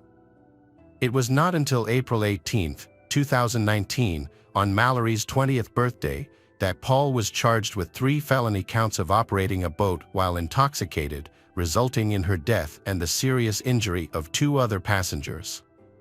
Paul pleaded not guilty and was released on $50,000 bail. Unfortunately, Paul's trial date never arrived. He died before the case could proceed. Another death that appears to be linked to the Murdaugh family is that of Stephen Smith, an openly gay teenager whose body was found on July 8, 2015, lying in the middle of a road in Hampton County, South Carolina. The cause of death for the victim was severe head trauma. The incident was initially ruled a hit-and-run accident, and no suspects were arrested. However, the victim's mother believes her son was murdered in a hate crime. Stephen had been classmates with Buster Murdaugh in high school. In addition to their friendship, there were rumors that the two had been romantically involved. Some have suggested Buster was involved in Stephen's death and that the story of him running away after the accident was a lie. On March 22, 2023, the South Carolina Department of Law Enforcement reopened the case, confirming that his death was indeed a homicide, although no suspects have been named. Another case involves the Murdaugh family. Gloria was the longtime housekeeper for Alex's family. On February 2, 2018, she suffered a serious head injury after falling down the stairs at the Moselle mansion. She later died on February 26, 2018, from complications related to the accident. Alex claimed that his dogs greeted Gloria at the top of the stairs, causing her to trip and fall backward, leading to the accident. It is unclear why no autopsy was performed to confirm Alex's version of events. Gloria's death certificate listed the cause of death as natural causes. Gloria's sons sued for their mother's untimely death in 2018 and were awarded a $1.4 million insurance settlement in 2020. However, the money and reached them. Alex allegedly plotted to collect the insurance money, approached Gloria's sons, and encouraged them to sue him, even introducing them to an attorney named Corey Fleming. Corey Fleming was a longtime friend and associate of one of Alex's sons. They conspired to defraud and steal the Gloria family's insurance money. They wired the insurance money into Alex's bank account without notifying the Gloria family that they had received the money. Gloria's sons then filed a new civil lawsuit on September 15, 2021, against Alex. On the same day, state investigators opened a criminal investigation into Gloria's death. Investigators are trying to determine whether there is any criminal liability in her death. Based on a request from the Hampton County coroner, they found that Gloria's cause of death was not due to natural causes. After Gloria's family gave permission, authorities conducted an autopsy to investigate further. In late September 2021, Alex faced multiple charges related to financial misconduct and embezzlement. Before the Gloria family sued, Alex had been involved in fraud and embezzlement for nearly a decade. Alex was accused of participating in a money laundering and painkiller abuse scheme that lasted from October 2013 to September 2021, along with his distant cousin and co-defendant, Curtis Smith. On September 4, 2021, Alex and Curtis conspired to commit murder. Alex provided Curtis with a gun and instructed him to shoot Alex himself, intending for Buster, Alex's only surviving son, to collect Alex's life insurance policy after his death. Curtis went to the location Alex had prepared, where Alex pretended that his tire was flat, and Curtis shot him as instructed. However, the bullet only caused minor injuries to Alex, who called 911 himself. When local law enforcement inspected the scene, they recognized signs of foul play but were unable to prove it. A few days later, Alex admitted that he had conspired with Curtis and staged the shooting. His lawyer informed him that he was mentally unstable and that malicious elements were taking advantage of the situation. They claimed that Alex wanted to commit suicide so that Buster could collect a $10 million life insurance policy. Alex turned himself in when he learned a warrant had been issued for his arrest and was charged with fraud and conspiracy to commit insurance fraud. He filed a police report just 2 days after the incident. Alex announced that he would resign from his family law firm and enter rehab for treatment. After his release, he was quoted as saying that he had made many decisions that he regretted. In September 2021, the South Carolina Supreme Court indefinitely suspended Alex's law license. Further investigation into Alex's life revealed that he had committed several financial crimes, including tax evasion, embezzlement, and misappropriation of funds from clients and the law firm where he worked. Alex was released from rehab on October 14, 2021, and was later arrested. He was charged with 2 felony counts of fraud. The arrest was based on an investigation into the misappropriation of investment funds related to the unnatural death of Gloria. This time, Alex was denied bail. This was just the beginning of Alex's legal troubles. On November 18, 2021, he was indicted on 27 counts of financial fraud, including allegedly stealing money from clients, other lawyers, and the family of his deceased housekeeper. On December 9, 2021, an additional 21 charges were filed against Alex, bringing the total to 48. The charges include 1 count of counterfeiting, 4 counts of money laundering, 7 counts of computer crime, and 9 counts of breach of trust with intent to commit fraud, among others. It is estimated that Alex stole more than $6.2 million from his victims. The investigation into Alex's business dealings has been ongoing, with new charges being filed against him. By June 2022, the total number of charges against him had reached 81. On July 13, 2022, when Alex was officially disbarred, he faced a total of 84 criminal charges and 11 lawsuits. Mallory Beach's mother, whose daughter was a 19-year-old victim, was one of several people who filed lawsuits related to the estate of Margaret and Paul Murdaugh. The prominent attorney's alleged financial misconduct has raised questions about his character and conduct. The South Carolina Law Enforcement Division, SLED, has decided to review what they know and have accepted as the truth about the double murder and further investigate the financial crimes against Alex. Investigators realized that this was a troubled marriage. Alex and Maggie were experiencing marital difficulties. Maggie was living separately at the family home on Edisto Island, which is a little over an hour's drive from the Moselle estate. Maggie's sister, Marion Branstetter, told police that Maggie had no plans to see her husband on the night of the murder. Alex contacted Maggie on that fateful day, asking her to come to the family hunting lodge. He wanted her to accompany him to visit his father, who was dying and could pass away at any moment. Initially, she did not want to go but texted a friend, saying that her husband's behavior was suspicious and that he might be planning something.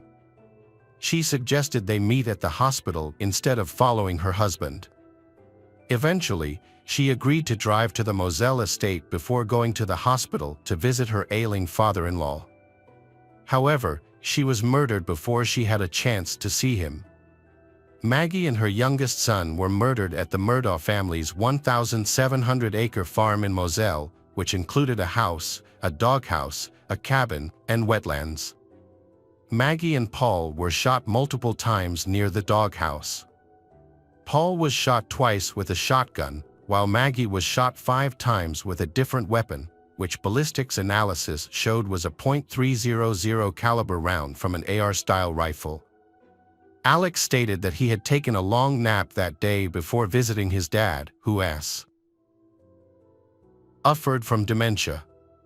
He claimed he was gone for about 45 minutes to an hour and a half, and when he returned, he found his wife and youngest son dead on the floor near the doghouse. Law enforcement reviewed Alex's schedule that night, and he admitted that he had taken a nap on the couch before leaving for his dad. In this case, police investigated the motive behind prominent attorney Alex's murder of his family. Investigators found a key clue. Weeks before the killings, a grand jury subpoenaed Alex's finances for an probe related to his son Paul's 2019 fatal boating accident. This may have been the primary motive. Alex is worried that all his financial wrongdoing will be exposed following a hearing scheduled for June 10, 2021. Furthermore, his law firm has uncovered his misuse of company funds. Gene Singer, the company's chief financial officer at the time, confronted Alex about the missing money on June 7, 2021, the day of the murder. State authorities say the financial pressure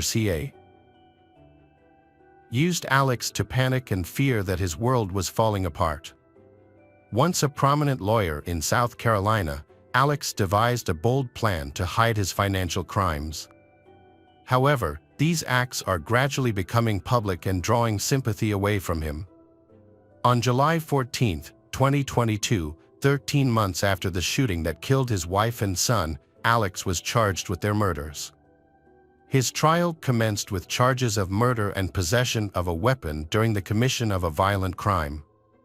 The prosecution claimed that Alex used both a handgun and an AR rifle to shoot and kill his wife and son at close range. The murder weapons were never found. Alex's defense team argued that the shootings were carried out by 2 different shooters based on the weapons used. An expert witness for the defense stated that the height of the shooters could have ranged between 5 feet 2 inches and 5 feet 4 inches, while Alex stands at 6 feet 4 inches tall, which disqualified him as a suspect. Prosecutors pointed to the gunshot evidence as indicating Alex's involvement. However, the expert witness, when questioned, acknowledged that other factors besides height could have influenced the trajectory of the bullets. The ballistics investigation determined that Maggie was shot with .300 blackout rounds from an AR-style rifle. Investigators found a box of these bullets on the Murdaugh family property. The state's attorney argued that Alex killed his wife and son to gain sympathy and avoid responsibility for his financial crimes. However, Alex's attorney disputed this theory, claiming that there was no reason for Alex to divert the financial investigation away from himself and instead put himself at the center of a murder investigation. During the trial, evidence emerged suggesting that Alex was not the one who directly committed the murders that the South Carolina Department of Law Enforcement, SLED, was investigating. Alex's attorney, Dick Harputlian, argued that he had an alibi for the night of the murders and had an motive to kill Maggie and their youngest son, Paul. He portrayed Alex and Maggie's marriage as one of everlasting love. However, prosecutors presented 2 videos of Alex from the night of the murders, taken hours apart. One was from Paul's Snapchat, and the other was from a law enforcement officer's body camera at the scene of the crime. The Snapchat footage was taken about an hour before the murders. When compared to what Alex was wearing after the incident, there was a clear discrepancy in clothing. In the Snapchat video, Alex was dressed in a blue shirt, which was different from the one he wore that was captured on the police body camera. Investigators concluded that they did not find the blue shirt they were looking for. Prosecutors believe Alex attempted to influence a key witness's testimony by asking if she remembered the shirt he was wearing the night of the incident. Alex's cell phone records showed that he was only at his mother's house for about 15 to 20 minutes. Alex's MOT. Hers caretaker also confirmed this, claiming that he only stayed for about 15 to 20 minutes before leaving. However, Alex claimed that he stayed for at least 45 minutes, and possibly as long as an hour and a half. When asked how long he stayed with his mother, Alex responded, about 15 to 20 minutes. 20 minutes at most. The most important piece of evidence was found on Paul's phone, which was recovered at the scene. It included a video that Paul had recorded at 8:44 p.m., just minutes before investigators believe the murder occurred. The video was recorded in a dog kennel and featured the audio of 3 separate voices. Family and friends identified the voices as those of Paul, Maggie, and Alex. This placed Alex in the vicinity of the murders, although he claimed he was never in the doghouse that night. During the 5th week of the trial, Alex took the stand and insisted that he never intended to harm his wife and son. He admitted that he had lied about his alibi, claiming that his was because he was addicted to opiates and prone to paranoia at the time. Prosecutors argued that after Alex killed his wife and son, he used his wife's phone to make several calls and send text messages to construct his alibi. Cell phone records also showed that Alex and his wife's phones locked within seconds of each other, which was presented to the jury as additional evidence. Based on data from Alex's cell phone, prosecutors noted that he engaged in a number of unusual activities during the timeframe of the murders. They claimed he attempted to conceal or destroy evidence that could link him to the case. However, Alex's attorneys countered this claim by pointing out that Alex's phone activity did not align with his wife's actions, arguing that it was impossible to conclude that he took his wife's phone after the shooting. Ultimately, the video recorded at the dog kennel provided decisive evidence that influenced the case outcome. The jury returned its verdict after 3 hours of deliberation on March 2, 2023. They found Alex guilty on all counts and sentenced him to 2 consecutive life terms without the possibility of parole. In addition, the jury also convicted him of 2 counts of using a weapon in a violent crime, which resulted in an additional 5 years in prison. Alex pleaded guilty to 22 counts of financial crimes as part of a deal but maintained his innocence regarding the murders of his wife and son. On March 9, 2023, he filed an appeal of his double murder conviction. During the trial, Alex's attorney filed a motion for a new trial after discovering evidence of jury tampering by Rebecca Hill, a Culleton County court clerk. Rebecca allegedly advised the jury not to believe Alex's testimony and the other evidence presented by the defense. She also allegedly pressured the jury to quickly return a guilty verdict and misrepresented key information to the judge. A hearing will be held for Alex's attorneys to present evidence and witnesses to support her claims. However, no judge has yet been selected to preside over the hearing. With Alex's appeal, more than 100 drug and financial crime charges, and multiple lawsuits pending, we can expect that more new information about Alex will be revealed in the future. Welcome back, mystery lovers. Today's case is going to keep you on the edge of your seat. The case of Teresa Halbach. Teresa was born on March 22, 1980, to parents Richard and Karen Halbach. She was the youngest of 5 siblings, and the family she lived on a dairy farm. When Teresa was 8 years old, tragedy struck as her father passed away, leaving Karen to care for the family alone. Karen later married her Richard's brother, Thomas, and they raised their blended family. Teresa is an adventurous and nature-loving individual who dreamed of becoming a National Geographic photojournalist. She excelled academically, graduating summa cum laude from the University of Wisconsin-Green Bay with a degree in photography. After college, Teresa continued her work with Pierce Photography, a company where she had interned during her studies. She also launched her own business, Photography by Teresa, operating from the Pierce studio. Teresa traveled extensively for her work and to supplement her income. She took on freelance photography jobs for Auto Trader magazine, photographing vehicles for sale. Tragically, this job ultimately resulted in her premature death. All evidence pointed to a single suspect, Stephen Avery. He had contacted Teresa to schedule a photo shoot of his sister's minivan. According to records, Teresa was last seen at 2:30 p.m. that afternoon. This was later confirmed by Stephen's nephew, Bobby, who told the police that he saw Teresa's car enter the salvage yard. Stephen was originally charged with using a gun on November 11, 2005. Subsequent charges included the murder of Teresa Halbach, her kidnapping, and the mutilation of her body. However, while being investigated for these crimes, the police found blood in the SUV Teresa's that matched Stephen's. In his room, they discovered a set of car keys belonging to Teresa. Throughout the investigation, he insisted that the police were attempting to frame him.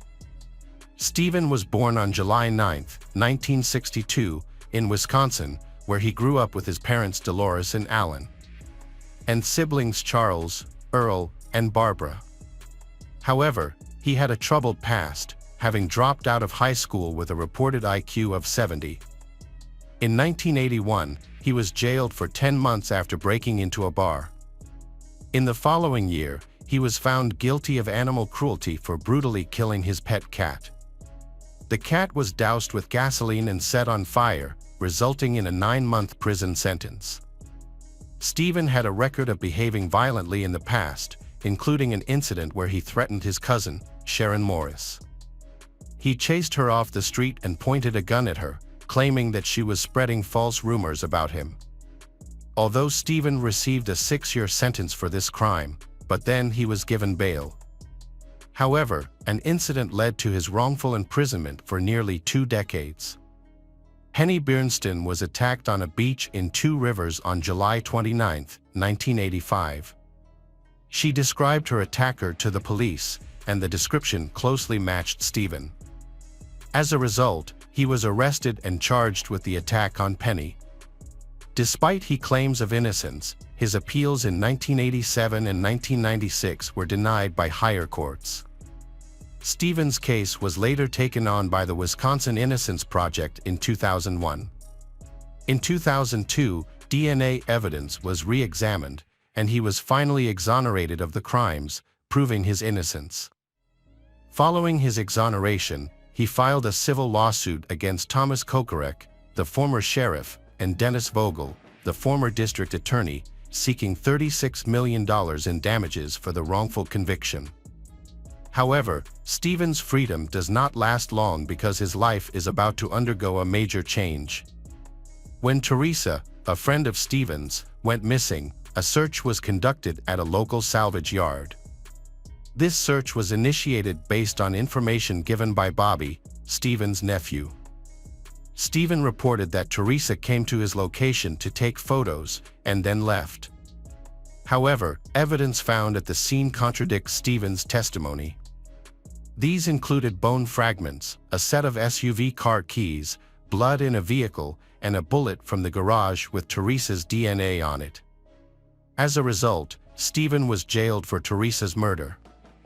During this time, he received a sum of $400,000 in a settlement in February 2006. The investigation also involved questioning Stephen's 16-year-old nephew, Brendan Dassey. It is worth noting that Brendan was not accompanied by his parents or lawyer during the interrogation process. Initially, Brendan confessed to the crime, stating that he and Brendan had assaulted and killed Teresa before burning her body. However, Brendan later withdrew his statement, claiming that detectives had coerced him into making a false confession. In 2006, Brendan was charged as an accessory to the murder, a charge that stemmed from his initial statement. Despite the lack of physical evidence connecting him to the crime scene, but he faced the same charges as Stephen. In 2007, Stephen was sentenced to life in prison without the possibility of parole. Later that year, Brendan was also found guilty of a life sentence with the possibility of parole in 2048. A conviction was made, but it was met with controversy. Many people, including Stephen's family and his ex-fiancée Sandy Greenman, still firmly believe that Stephen and Brendan are innocent. Stephen's family continues to support him and hope that the real killer will be found. Sandy has been a vocal advocate for Stephen. She described Stephen as a model inmate and argues that people wrongly tarnish his reputation. Sandy spoke out in Brendan's defense, denying allegations that he had a history of violence. In contrast, some people firmly believe that Stephen is guilty and should be in prison. One of these individuals is Jody Stokowski, another ex-fiancée of Stephen's. Jody initially supported Stephen's claim of innocence, but she later admitted that had made it up. In an interview, Jody revealed that Stephen had threatened to harm her and her family. Therefore, she believes that he is capable of murder. Jody said that Stephen wanted revenge on women, believing that he had been treated unfairly and that his life had been affected because of it. She strongly believes that Stephen is untrustworthy and described him as a monster. Stephen's defense team questioned the reliability of the blood evidence found in Teresa's car. They argued that the evidence may not have come from the crime scene, but from another source, taken from the vial containing Stephen's blood from a prior conviction. They claimed that the vial containing Stephen's blood had been tampered with and a hole could be seen in the cork. However, the prosecution countered this by conducting blood tests to check for preservatives that are often added to stored blood samples. Since no preservatives were detected, this could indicate that the blood was not old but newly drawn. Tive, which could suggest that the blood was fresh. Stephen's defense team disputed this finding, they calling in an expert witness, who claimed that the test results were unclear, and negative result could mean that there really is no preservative or that the testing technology is not advanced enough to detect preservatives. Both Stephen and Brendan have repeatedly appealed their convictions, but have been denied and they remain incarcerated. Brendan is currently being justified. Professors Laura Nyroder and Brendan Drizzen from Northwestern University. They have also faced many hurdles, but they remain committed to seeking justice for Brendan. In Stephen's case, the appointment of Kathleen Zellner, a renowned trial lawyer, has injected new hope. Kathleen has a track record of overturning 19 wrongful convictions and is known for her thorough analysis of cases and her ability to uncover missing evidence. She quickly got to work on Stephen's case, and she firmly believes in his innocence. Stephen's previous lawyers, Dean Strang and Jerry Buting, have stepped back from the case. In August 2016, Kathleen requested that new scientific tests be conducted on evidence from the case, and she was willing to cover the costs. Her goal was to prove that Stephen was framed for the crime. She focused on 3 burn pits found at the scene, which showed signs of human remains being burned. Notably, a human pelvic bone fragment was discovered, which had been mistakenly included with Teresa's remains. This discovery suggests that Teresa's remains may have been intentionally placed in Stephen's burn pit. Unfortunately, his defense was denied the chance to examine these bones because the prosecution failed to disclose them. Kathleen claimed that this was a Brady violation, meaning that crucial evidence that could have helped exonerate Stephen was not provided in time. Despite this setback, Kathleen continued to investigate the case from a new angle, which could lead to the identification of a new suspect. Kathleen decided to investigate the Bobby family's computer as an alternative to testing the bone fragments. The computer analysis revealed several disturbing findings, including violent and pornographic images of women being tortured and videos showing women as victims. These materials were accessed at times when Bobby was supposedly at home. Furthermore, Barbara Taddick, Bobby and Brendan's mother, her husband Scott, and Stephen's sister seemed to be conceal evidence to avoid implicating Bobby. The forensic team successfully recovered 2,449 pages of data from the computer, including all of Bobby's searches, videos, and photos, and transferred it to a CD-ROM as evidence for the retrial. Bobby is the older brother of Brendan and the nephew of Stephen. During his uncle Stephen's trial, Bobby served as the prosecution's key eyewitness. According to Bobby, the last time he saw Teresa, she was heading towards Stephen's house. Later that afternoon, after returning from hunting, Bobby claimed that he was unable to find Teresa or her car. Brad Dassey, the half-brother of Bobby, has made several claims that have added. He believes Stephen is innocent.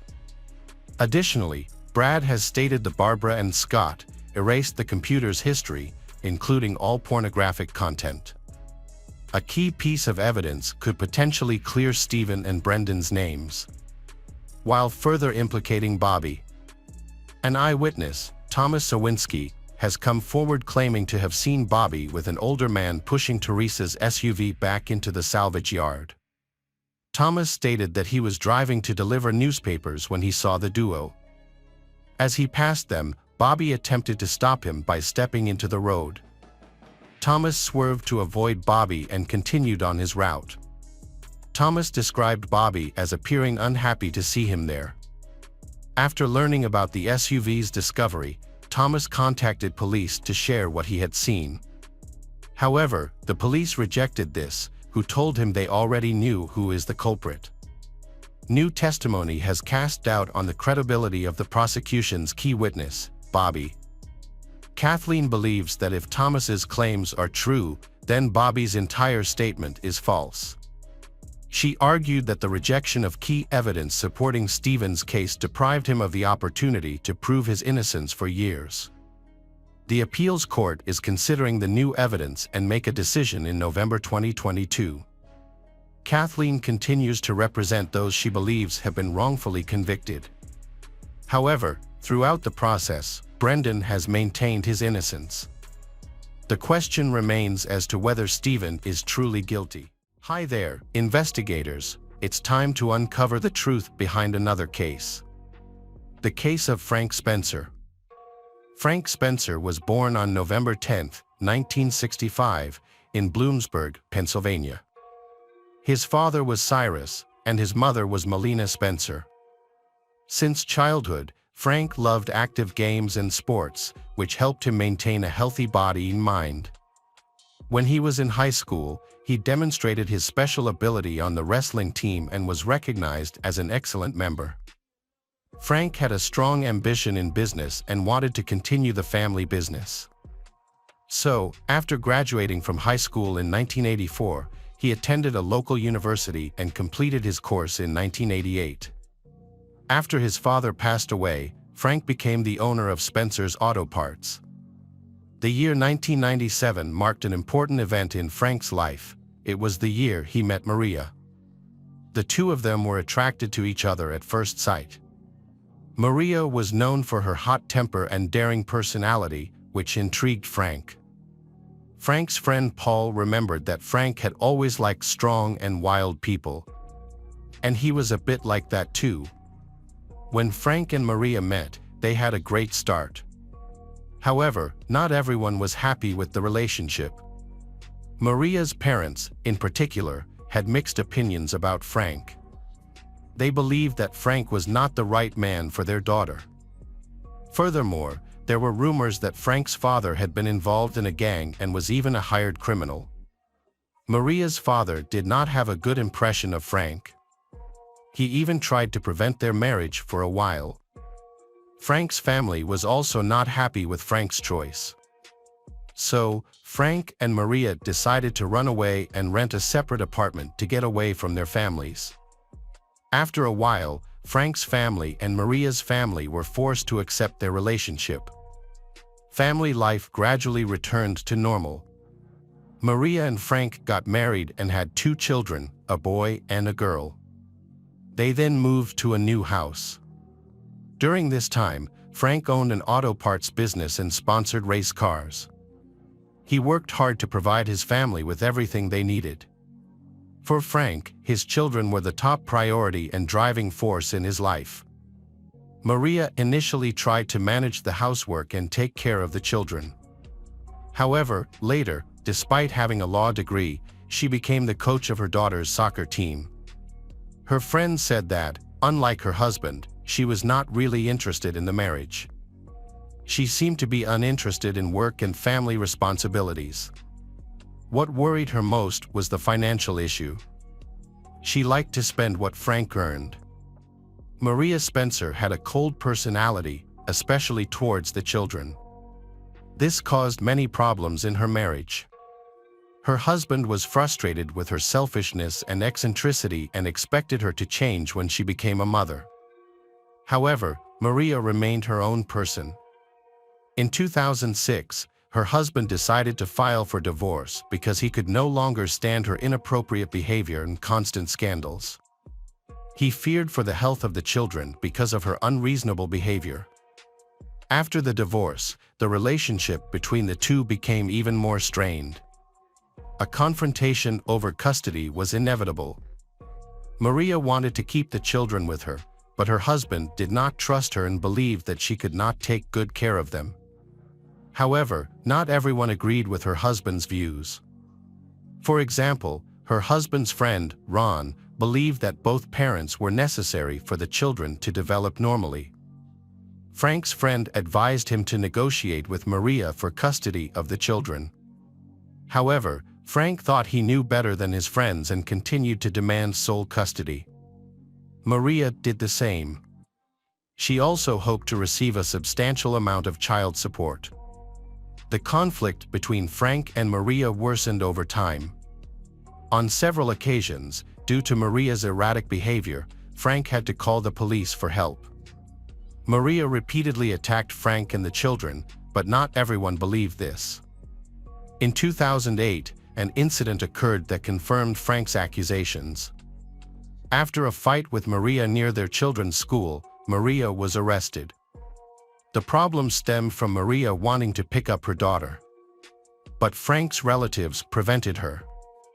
The reason was that the two had made another agreement, but Maria changed her mind at the last minute. After the fight, Maria put the child in the car but forgot to fasten the seatbelt. When the police checked her car, they discovered that Maria's actions could endanger the life and health of the child. As a result, Maria got into trouble with the law.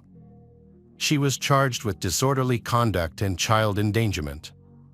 In addition, Frank also accused Maria of stalking him, claiming that she had stalked him on multiple occasions. For this reason, Maria faced an additional charge. Maria could not be convicted of endangering the life of the child because the prosecution could not prove it. Therefore, the authorities decided to drop the charge in exchange for Maria's admission of guilt for disorderly conduct and stalking. Maria agreed and was fined $600. However, this event did not make Maria reconsider her behavior. Instead, she continued to act negatively. Frank's acquaintances and relatives increasingly heard complaints from him about Maria threatening and stalking him. Some of Maria's co-workers also said that she repeatedly mentioned that she hated Frank and was willing to harm him.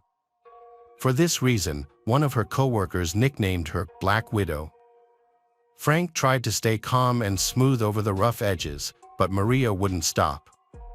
He kept trying to talk to her, but she wouldn't listen. Frank started recording every conflict so that he would have evidence in case something bad happened. He just wanted to live and work in peace, but Maria took it too far. In 2009, Frank tried to stay positive and eventually met a woman named Julie. However, Maria soon learned about his new relationship. According to Maria, she didn't care that Frank was dating Julie, but what bothered her was that Frank gave Julie access to the children. However, Frank thought that Maria was extremely jealous, and that was the cause of all the trouble. Maria then became very angry.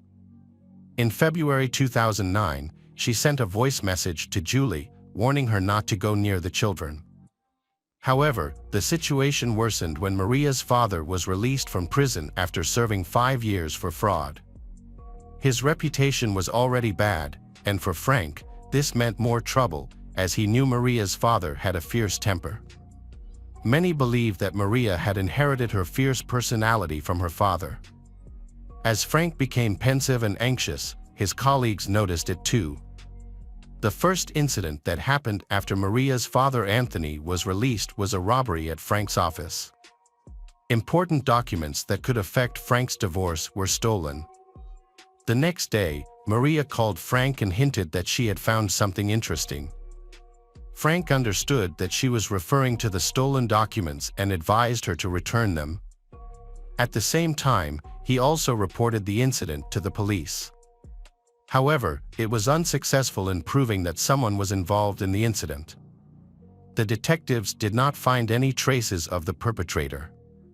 However, everyone suspected that Maria and her father were involved in the crime. The police also considered Maria a suspect.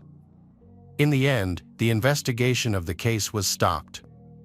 However, thanks to the intervention of the police, Maria returned the stolen documents to the owner. It is likely that these documents did not contain any important information that could be used in court. The situation between Frank and Maria continued to escalate. Frank's patience was at its limit after Maria repeatedly threatened him on social media. This was because Frank's children were still in contact with his new partner, Julie. Julie, on the other hand, remained calm and balanced, enjoying her time with Frank and his children. She tried not to interfere in Frank and Maria's complicated relationship. However, Frank was extremely angry that Maria had neglected her parental responsibilities. The arguments between the two continued until 2010. At that point, Frank sought the intervention of law enforcement. He asked the police to evaluate Maria's behavior. Despite the threats, Maria insisted that it was just her way of communicating and that she meant nothing reprehensible. Again, Maria's guilt could not be proven because her warnings were vague. In January 2010, a fire brought negativity to Frank. In a strange coincidence, before a romantic trip to the Caribbean islands that he had planned, a fire broke out at Frank's mother's house the night before the trip. Fortunately, no one was injured, but all the property was destroyed by fire and smoke. During this fire, witnesses reported seeing a car driven by Maria, accompanied by neighbors and friends, visiting the house at that time. Maria smiled and watched the fire before leaving.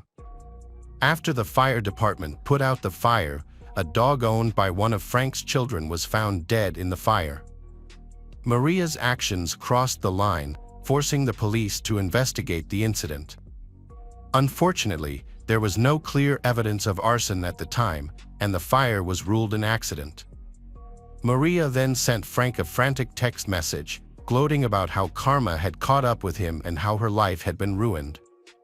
She hinted that Frank could face more consequences in the future.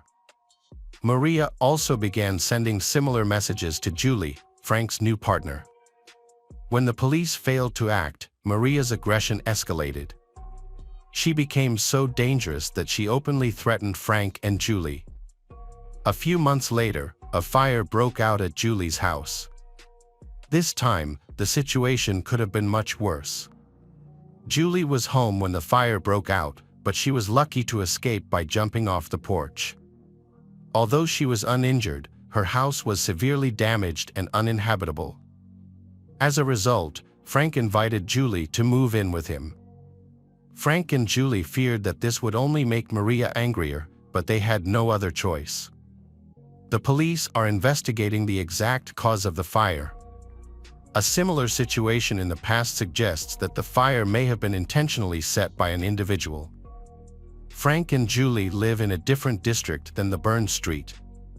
So they hope that the police will conduct a fair and impartial investigation.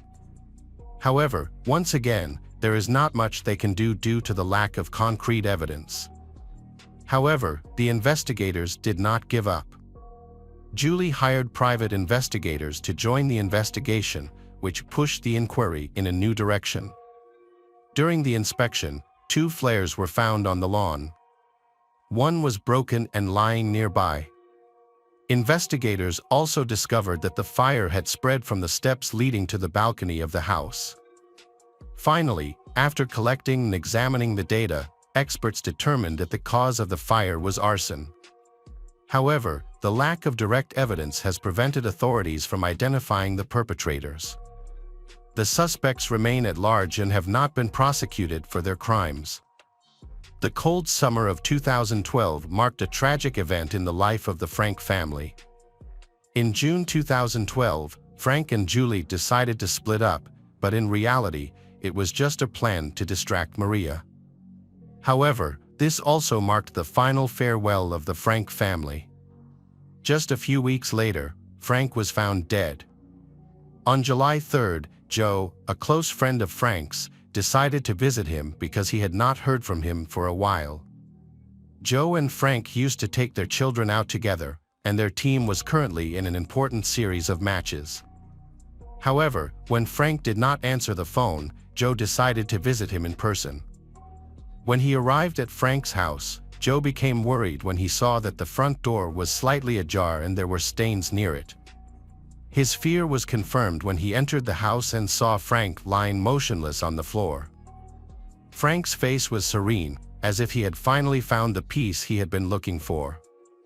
However, when Joe walked around the body, he saw dried blood in Frank's ear. Without hesitation, Joe called emergency services. As news of the incident spread throughout the county, everyone knew that this was a terrible crime. However, the detectives had to take matters into their own hands to find out who was behind this murder. Investigators discovered many important signs at the crime scene. They found large pools of blood and drag marks on the floor, along with a clear shoe print and bloody gloves in the kitchen. This physical evidence was sent for analysis. The investigation results showed that the bloody shoe print matched the size of the gloves that Maria's father, Anthony, often wore. Furthermore, Maria's DNA was found on the gloves. Since Maria had not lived with the family for over a year, the presence of her DNA on the gloves was unlikely to have happened by accident. All the evidence pointed to the involvement of Anthony and Maria in the case. Both were subsequently arrested. Autopsy results and ballistics analysis revealed that Frank had been shot with 2 different weapons. The first bullet was fired from a .30 caliber sniper rifle as he stood by the front door. Forensic experts found a sniper nest about 115 feet from the house. The bullet went through Frank's arm and chest, causing severe and fatal injuries. The attackers dragged Frank into the house, where they fired a final shot into his head with a .357 Magnum revolver. Frank was already dead at that point. This action was considered an act of revenge, suggesting that the shooter harbored a grudge against the victim. Police speculated that Anthony shot Frank with the rifle. There were also some important clues left behind. Frank's car and dog were missing from the house, implicating Anthony and Maria. A review of traffic cameras showed Frank's car driving away from the victim's house shortly after the crime. However, the driver could not be identified. The car was later found in Sunbury, Pennsylvania, 27 miles from Frank's house and 5 miles from Maria's residence. However, no fingerprints or other evidence were found inside the car. Frank's dog was found 2 days after the crime when it wandered into a wedding in Dauphin. Thanks to an electronic chip, attendees realized that the dog had an owner. The dog was later returned to Frank's mother. The fact that Frank had purchased the dog after the fire helped shed some light on the case. During the investigation, detectives discovered that the criminals had taken the dog as they were fleeing the scene. During the time Anthony was stopped, the dog was attracted to the smell of food nearby and escaped. It then wandered into a house where a wedding was being held, where it was found. This helped detectives prove that Anthony's phone was near the venue of the celebration on the day of the crime, even though he claimed to be at home in Harrisburg, 12 miles away. It is possible that Maria was the one who put the dog in the car, but this decision proved to be a mistake. During questioning, Anthony admitted that Frank had asked him for help several times and that he had visited Frank the day before Frank died. This would explain the traces found at the crime scene. However, Anthony could not explain the presence of the pool of blood. His testimony sounded disingenuous. Anthony also confessed that Frank had given him the car to use that same day, apparently to justify his fingerprints at the victim's house.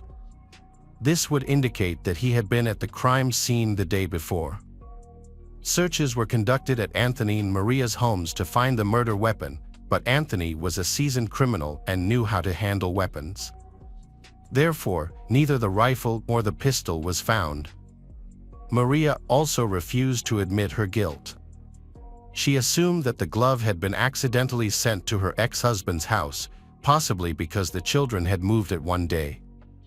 Eventually, Anthony and Maria were released to go home.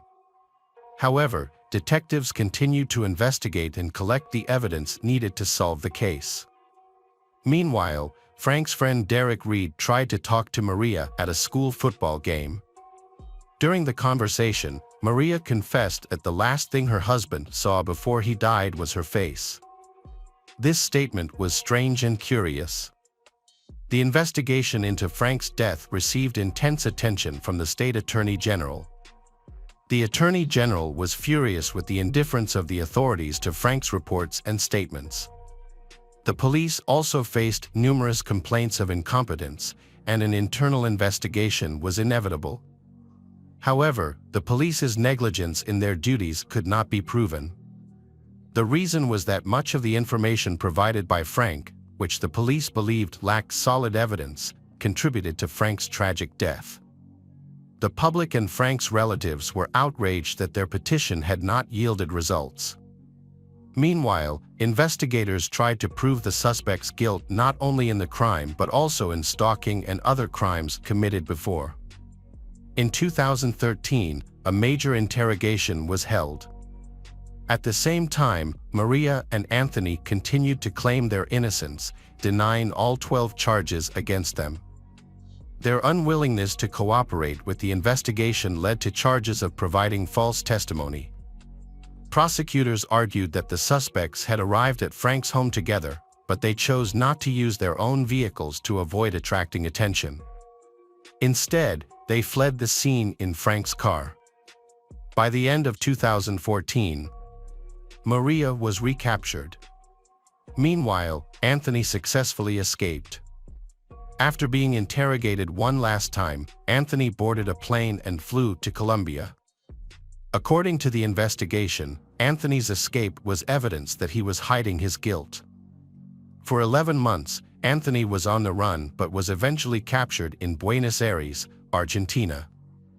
After being arrested by local police, he fought extradition to the United States but was unsuccessful and was deported back to his home country. In the fall of 2015, Maria's trial began. She continued to deny her guilt and blamed her father. She claimed that she loved Frank and never wanted him dead. However, multiple witnesses came forward to shed light on her true nature, recounting the threats, stalking, and sabotage she had committed. After more than a week of trial, the jury returned a verdict, finding her guilty on all counts, including murder, arson, burglary, perjury, conspiracy, and menacing. Maria was sentenced to life in prison without the possibility of parole, plus 50 years. Witnesses reported that she smiled throughout the trial. Years later, Anthony's trial began. Anthony was furious when he heard his daughter's accusations. He claimed he was only helping her but objected to the use of violence. However, the physical evidence suggested otherwise. Finally, in the fall of 2018, Anthony was convicted of murder, robbery, and arson. He was sentenced to life in prison without parole, plus 45 years. When he was sentenced, the 77-year-old blew a kiss to the prosecutor and the lead detective before cursing at the judge. Years later, Anthony sought to appeal, claiming his defense attorney was ineffective, which led to his conviction. His daughter, Maria, also tried to appeal her case. However, both Maria and Anthony's efforts were unsuccessful. Welcome back, mystery lovers. Today's case is going to keep you on the edge of your seat. The case of Heather Maples. Heather Nicole Maples was born on August 23, 1992, in Ocala, Florida. Her mother, Jennifer Hunter, had called Heather the storm baby because she had always been full of energy and courage, which had made many people jealous. In 2004, Jennifer Hunter gave birth to her second child. Heather had been very happy to welcome her younger brother Ryan into her life. However, Ryan was later diagnosed with developmental delays. Heather spent all her free time taking care of Ryan, helping him learn to talk, walk, and eat. In the following years, Heather showed her love and devotion to her younger brother. Until her graduation, she devoted all her time to Ryan. At the age of 22, Heather Maples decided to leave her hometown of Texas and start a new chapter in Tennessee, where she pursued her dream of becoming a psychologist. Heather's journey began when she received a call from her old classmate, Chaz. He had invited her to Murfreesboro, Tennessee, where he was studying. Chaz believed that this had been the perfect place for Heather, where she could get a good opportunity to prepare for college. Heather accepted the invitation and went to Murfreesboro in January 2015. There, she started a new life and her relationship with Chaz grew stronger and they became lovers. With the support of her best friend Kelsey, Heather found an office job in the area where they lived. She had to balance her work in college preparation, but everything seemed to be going well. However, Heather's relationship with Chaz did not last long. Soon, they decided to break up. Chaz moved away, leaving Heather alone in Murfreesboro. In early August, Heather had been excited to call her mother to share the great news. Heather had been accepted to college, and her mother had been so proud. On a normal morning at her real estate brokerage firm in Murfreesboro, Tennessee, on August 7, 2015, Kelsey Price had arrived at work and begun her daily routine. However, she had noticed that her friend and co-worker, Heather, had been running late as usual.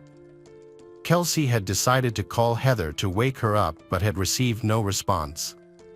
Remembering Heather's plans for the night before, Kelsey hadn't been worried because Heather had asked her to pick her up if she overslept or didn't answer the phone. So, Kelsey had decided to go to Heather's apartment to wake her up.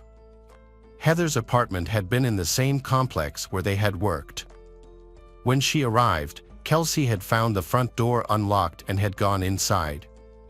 She had found Heather lying on her bed, sleeping on her stomach, wearing only a crop top and no underwear. At first, Kelsey had thought Heather had had a wild night, but when she had tried to wake her up and had gotten no response, she had begun to worry. Kelsey had tapped Heather's leg, but there had still been no response. When she had touched Heather's leg, Kelsey had noticed that her leg had been very cold and had felt terrified. Kelsey Price had left the apartment and immediately called 911. Emergency services had quickly arrived on the scene. Detective Tommy Massey had been one of the first to arrive at the crime scene. He and the forensic team had conducted a thorough search of the apartment. There, they had discovered that Heather had been brutally beaten, showing signs of torture and sexual assault. Heather's hair had been covered in blood and splattered against the walls. Detective Massey and his partner, Detective Maples, had recalled the case as a terrifying nightmare. Witnessing this heartbreaking scene had been difficult, especially since they had shared the same last name as the victim, Heather Maples. Detectives had quickly realized that the case could be related to Heather's personal life. At that time, most of her friends had been suspected because they had all been close to Heather. In particular, her apartment had shown no signs of forced entry, suggesting that the attacker might have been invited in by Heather. While examining the scene, detectives had discovered several important pieces of evidence.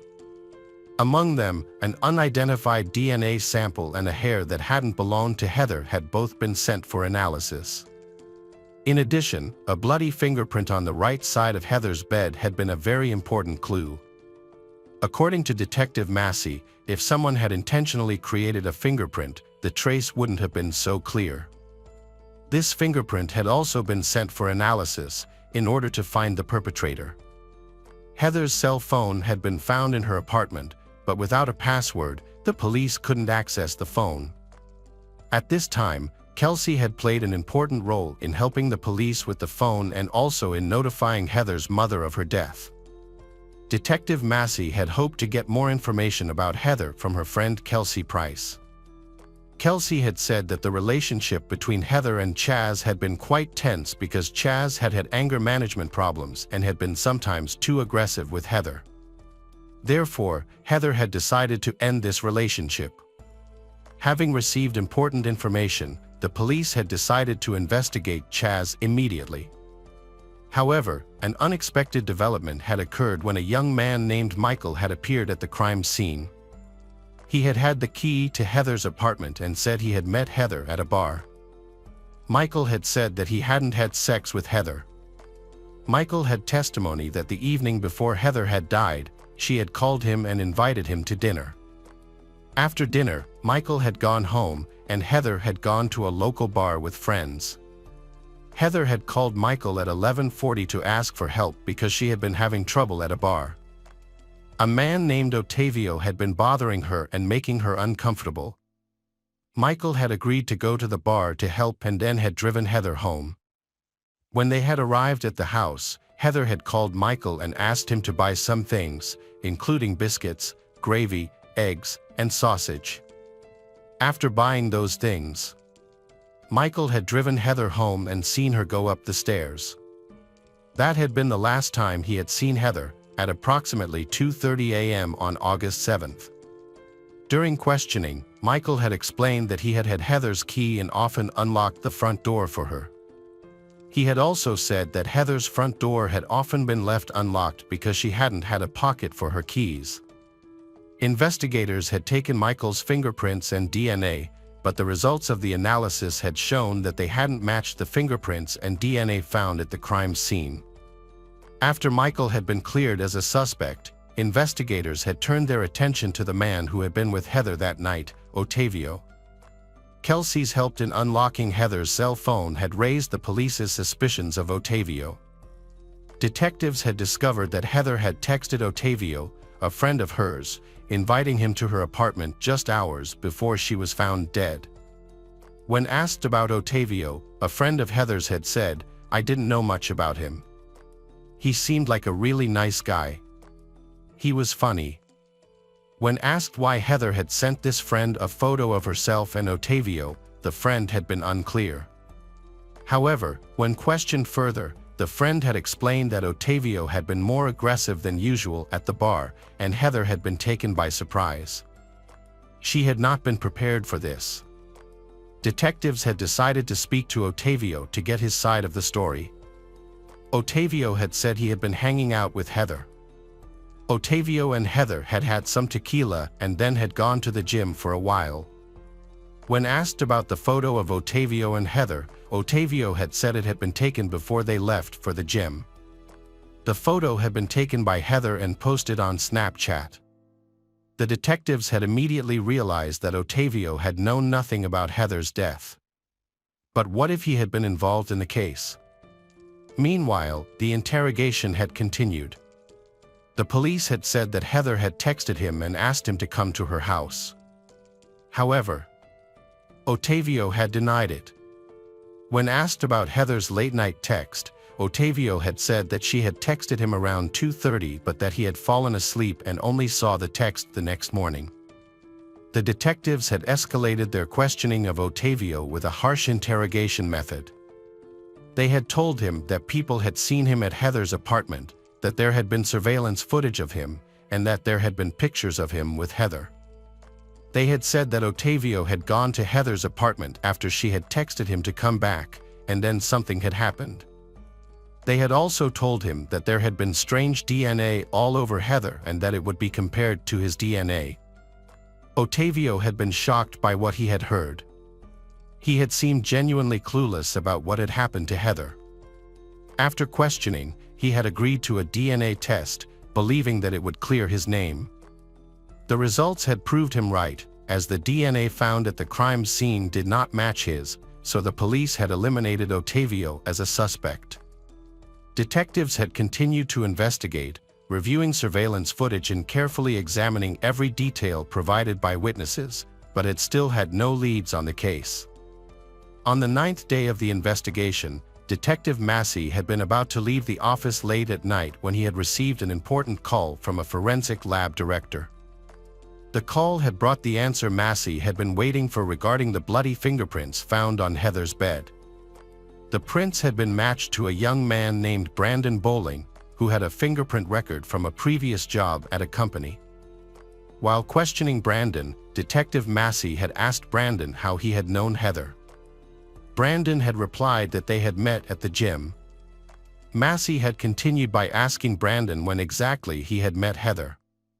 It had been clear that Detective Massey had been taking a light-hearted approach to the interview, wanting to give Brandon a chance to explain what had happened that night.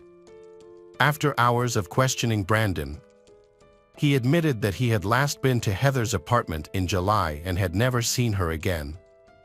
However, the police produced evidence of his fingerprints on Heather's bed, which matched his own.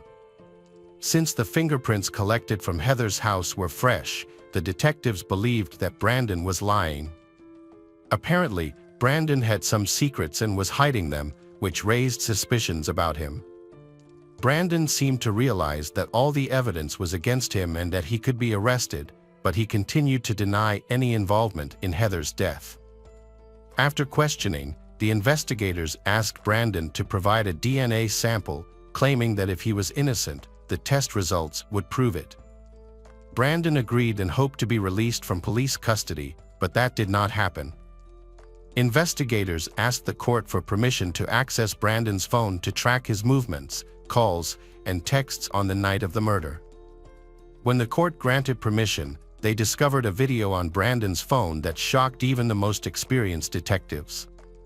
In the video, Heather's room was recorded, capturing everything from intimate behavior to beatings. Heather was still alive at the time of the recording.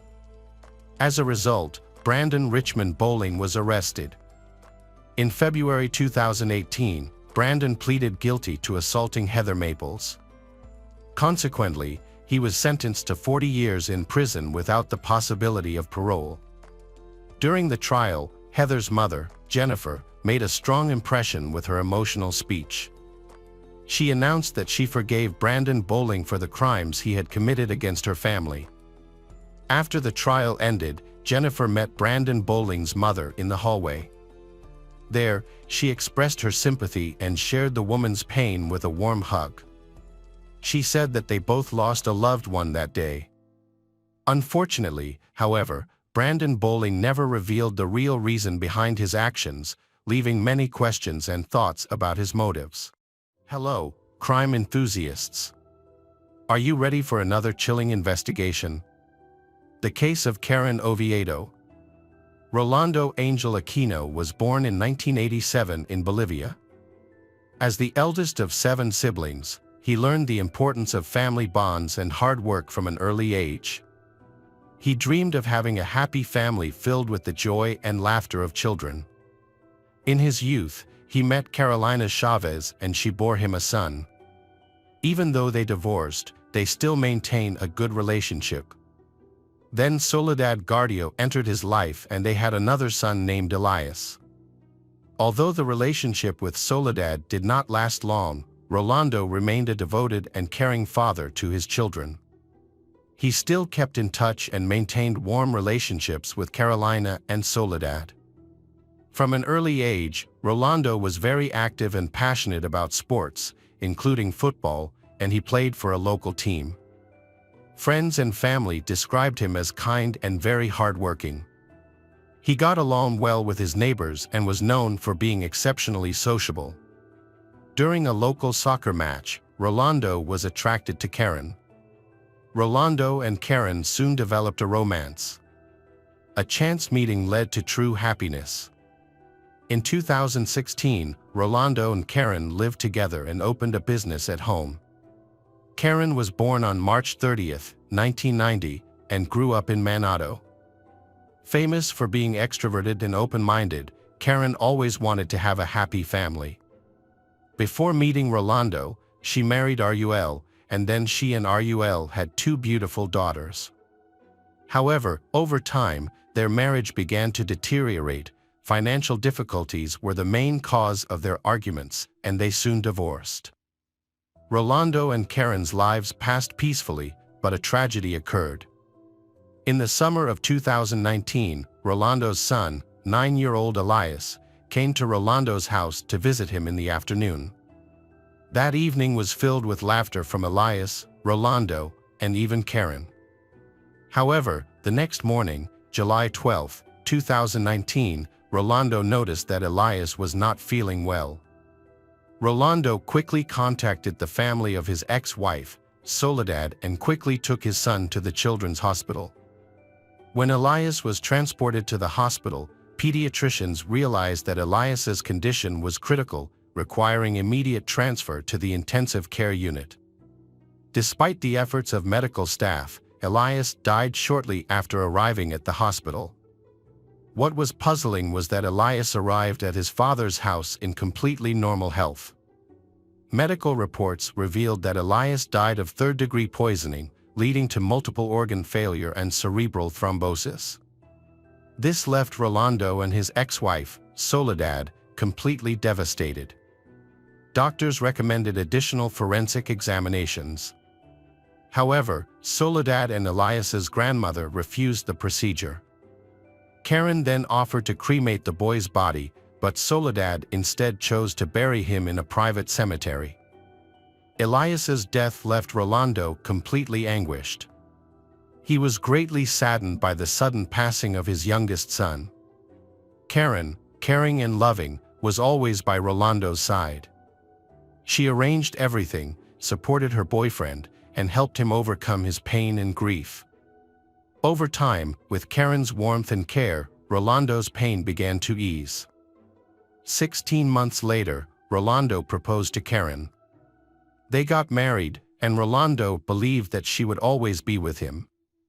However, their happiness was short-lived.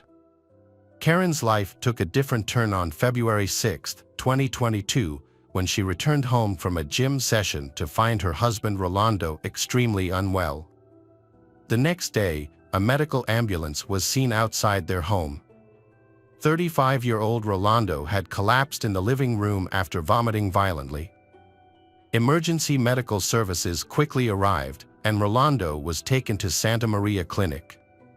The medical team's efforts to save Rolando were ultimately unsuccessful. Rolando died on February 9 from severe poisoning. When medical staff began questioning Karen, they learned that Rolando had been taking medication for skin discoloration. However, this information only increased their suspicions. Closer examination of Rolando's body revealed an overdose of calcium oxalate crystals, which were often a sign of ethylene glycol poisoning, commonly used in automotive antifreeze. This mysterious and unexpected death led to an investigation into Rolando's death, and the authorities were determined to get to the bottom of it. The prosecutor's office questioned Rolando and Karen's neighbors, who revealed that Karen had repeatedly given her husband an unknown drug. Although Karen initially claimed it was a cure for Rolando's skin blemishes, neighbors remained suspicious, which led investigators to look into Karen. During the investigation, Karen was thoroughly questioned about the events surrounding her husband's death. Many conflicts arose during her interrogation. When asked about the substance she gave her husband before he died, Karen confirmed that it was a medicine to treat dark spots on her skin that she used through an intravenous infusion. However, she could not provide the potion because the housekeeper had thrown it away. Further investigation led to an interview with the housekeeper, Claudia Cortez, who contradicted Karen's statement about the disposal of the jar. Claudia also said she overheard a conversation between the couple in which Rolando expressed dissatisfaction with the medication he was taking. As a result, Karen was detained by the police and her cell phone was confiscated for further investigation. Rolando's sudden death shocked his family, friends, and teammates. Rolando's ex-wife, Karen's ex-husband, was especially stunned by rumors that Rolando's death might have been an act of intentional poisoning.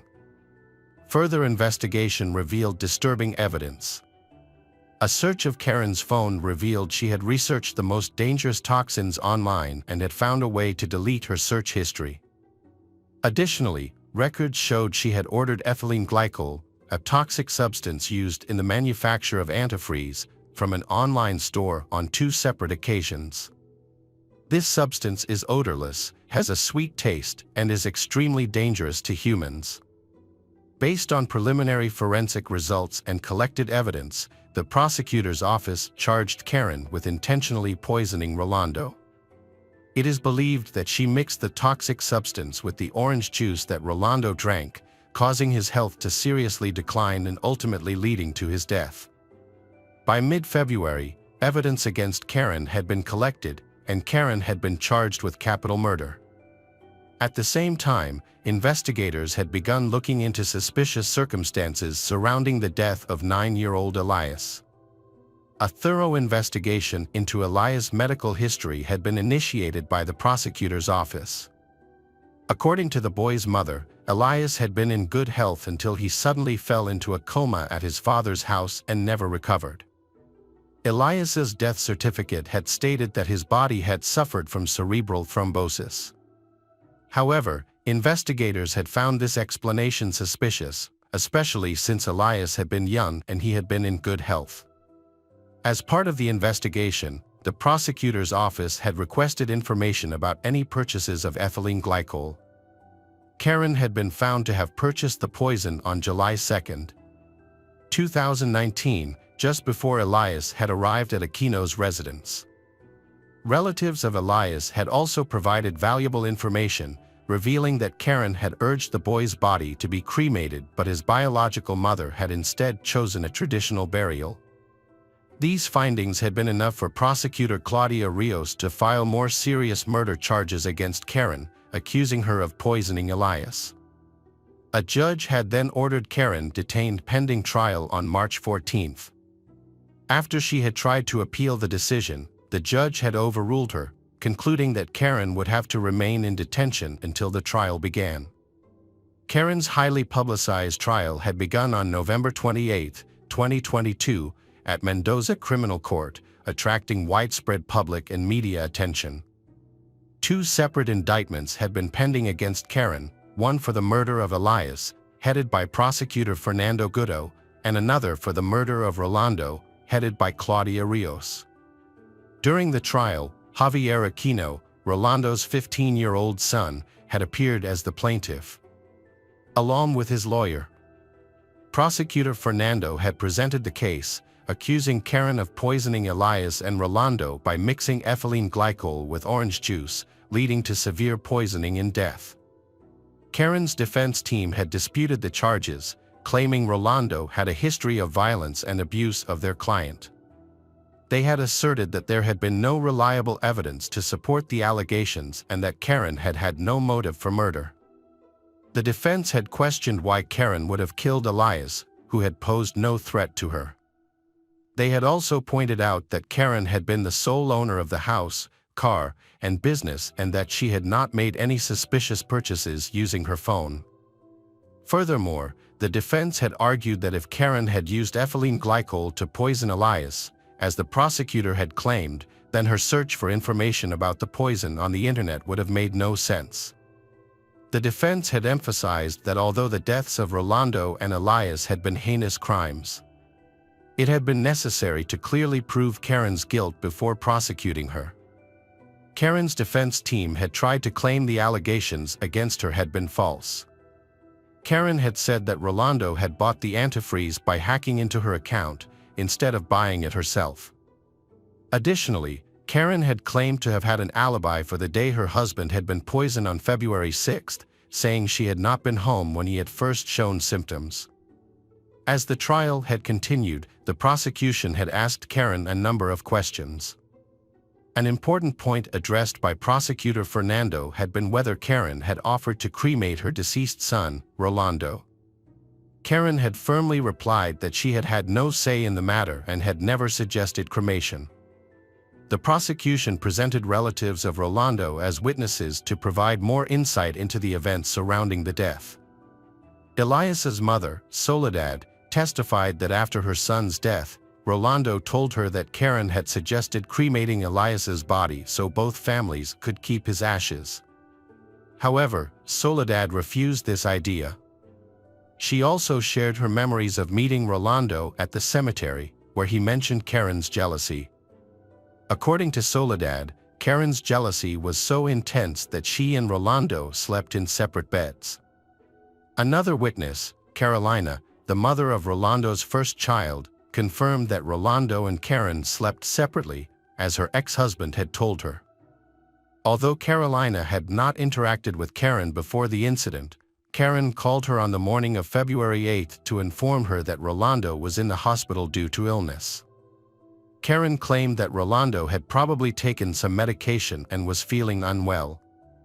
She also asked Carolina to help her unlock Rolando's cell phone, suspecting that he was having an affair. Carolina was shocked to hear about Rolando's condition, as they had met just a few days prior and he seemed fine. After speaking with Karen, Carolina learned that Rolando had taken medication for skin blemishes, which caused an allergic reaction.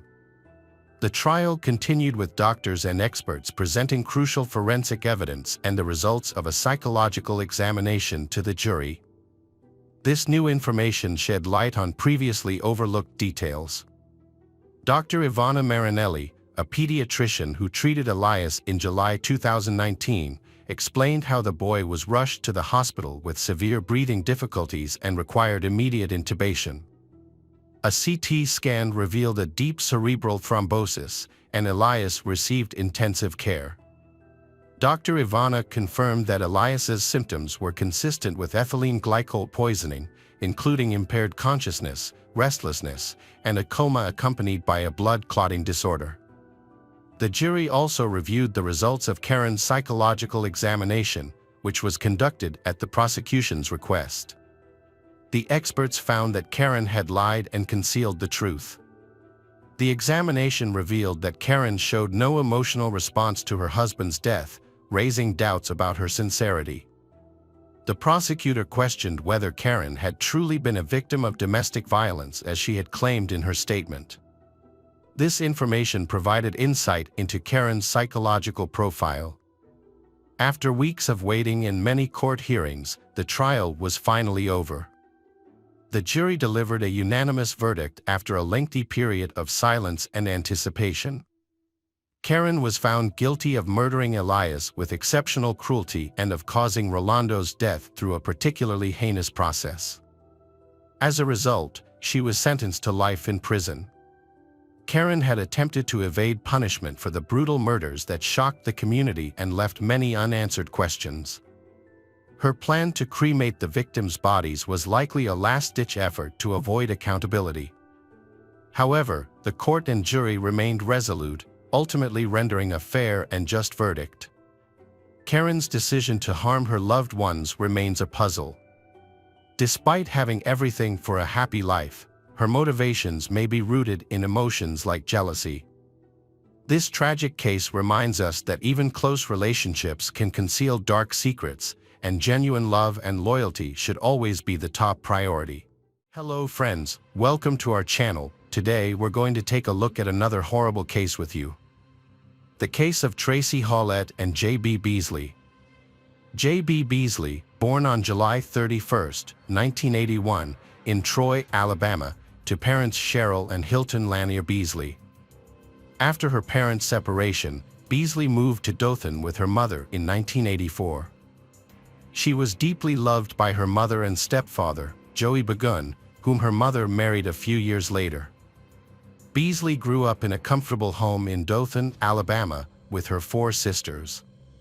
She developed into a sociable young woman with a wide range of interests, including cheerleading, dance, piano, and swimming.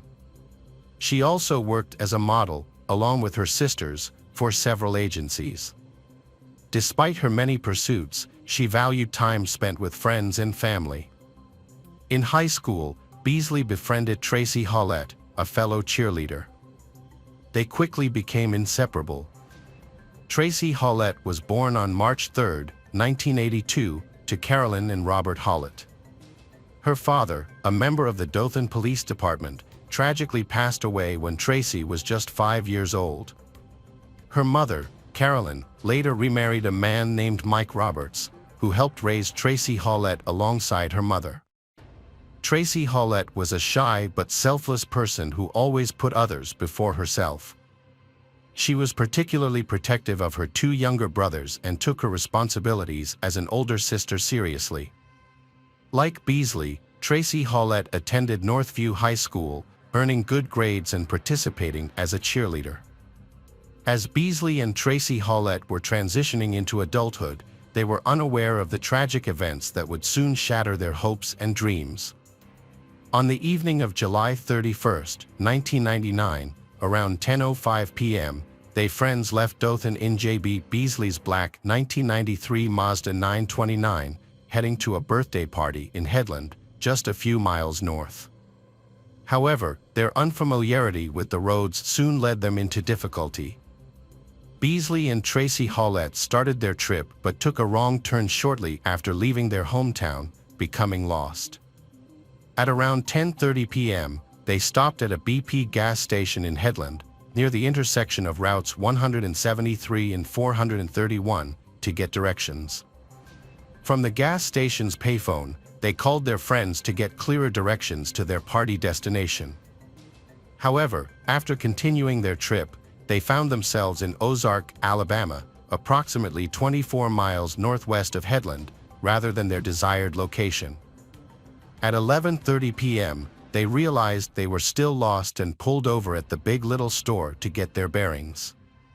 Although the store was closed, Teresa Halbach used the payphone to call her mother, explaining that they had gotten lost and were now in Ozark. She updated her mother on their plans to return home rather than continue their search for the party. A woman named Marilyn Merritt and her daughters pulled into a gas station to buy a soda. Teresa Halbach and Beasley approached them, asking for directions to Dothan. Marilyn did her best to explain the route, and they seemed to grasp it. She noticed that they appeared to be well-mannered and were driving a clean and tidy car. As Marilyn watched, they followed her directions, pulling out of the parking lot and turning right. On August 1, 1999, Teresa Halbach's mother filed a missing person report with the police around 8 a.m. Investigators quickly began searching for Teresa Halbach and her friend, Beasley, who had not been seen since the previous night. Their first lead came when police discovered Beasley's car parked on Herring Avenue in Ozark. The vehicle showed signs of recent use, with an almost empty gas tank despite being filled the day before. The car was also dirty and had a partially rolled down driver's side window, yet the doors were locked with no signs of forced entry. Inside, police found Beasley's driver's license on the dashboard, along with 8 purses and cash, which suggested that the disappearance was not a result of a typical theft or robbery. The investigation into She's initially focused on finding Beasley's car keys, as they were the only reported missing item. However, there was no sign of either Teresa Halbach or Beasley. A suspicious palm print on the locked trunk of Beasley's car heightened the police's concerns that something was terribly wrong. Although they suspected the trunk might hold important clues, they couldn't access it without the keys. It took 6 hours for the police to realize that the trunk could be opened from the inside using a latch, eliminating the need for the car key or a locksmith. Upon opening the trunk, the officers made a disturbing discovery. The lifeless bodies of their girls were found inside. Both victims were fully dressed, but their pants were soiled below the waist. Each girl had a single gunshot wound to the head, with Teresa Hlet shot in the temple and Beasley in the right cheek. Teresa Hlet had suffered injuries consistent with a violent struggle, including a 9mm shell casing lodged on her leg, scratches on her arm, and thornbriars tangled in her jeans. Despite the gruesome nature of the crime, investigators believed that they were likely killed while inside the trunk of the car and that their deaths were not the result of a random attack, but rather an intentional act. As the families of the victims were notified of the tragic discovery, the authorities formally launched a homicide investigation. Initially, detectives considered robbery as a possible motive, but this theory was quickly dismissed when they found that the victims' personal belongings, including purses, jewelry, money, and credit cards, were still inside the car. Autopsies revealed that they had no alcohol or drugs in their system, and there was no evidence of sexual assault. This led investigators to rule out the possibility that the crime was motivated by sex. However, a subsequent report from the State Crime Lab, issued more than 2 months later, found traces of unknown semen on Teresa Hlet's clothing and skin. The palm print found on the trunk lid remained unidentified, with no matches in the database and no suspect to compare it to. As a result, authorities had limited leads to pursue. Despite the widespread attention the double murder of the teenagers received, investigators were no closer to identifying a suspect. A month after the discovery of Beasley and Teresa Hlet's bodies, a surprising breakthrough occurred. Johnny William Barentine, a 28-year-old Ozark resident, visited the Ozark Police Department on September 1st and shared a remarkable account. He claimed to have witnessed the double murder, stating that he had seen the incident on the same night as the crimes, around the time Teresa Hlet made a call from the Big Little Store's payphone. According to Barentine, he had been out buying milk for his 2-year-old son when he stumbled upon the horrific event.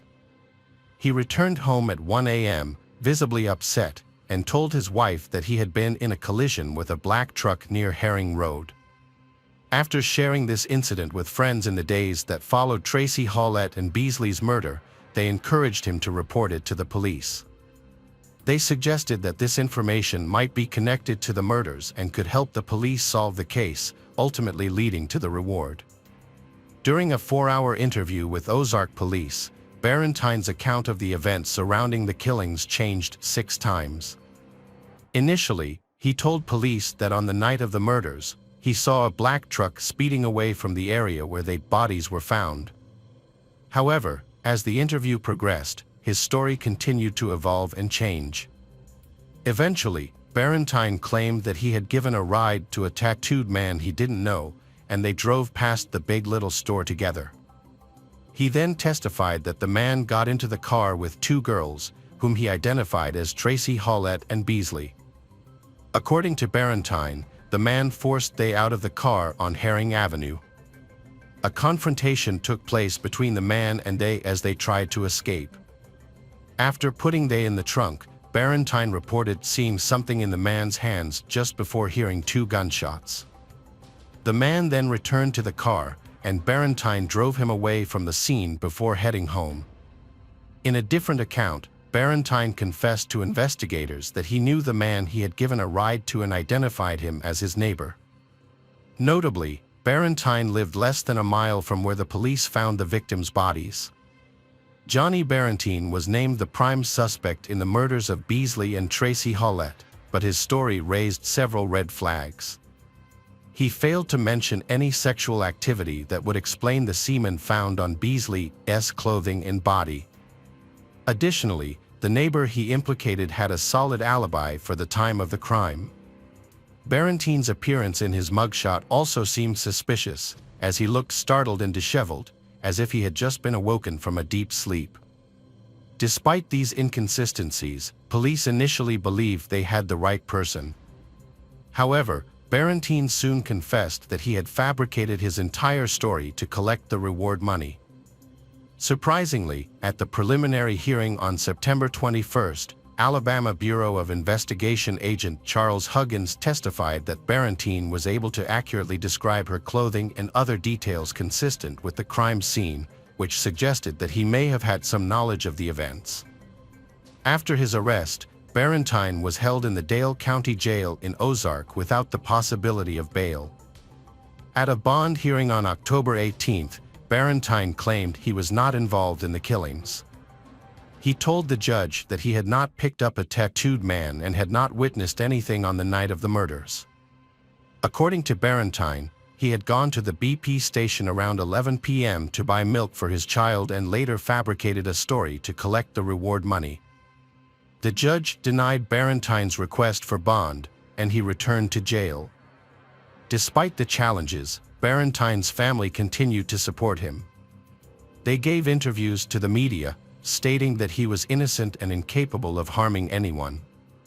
Barentine's lawyer, Bill Kimmons, also maintained his client's innocence, stating that the prolonged interrogation had taken a toll on him, causing him to become entangled in his own web of deceit.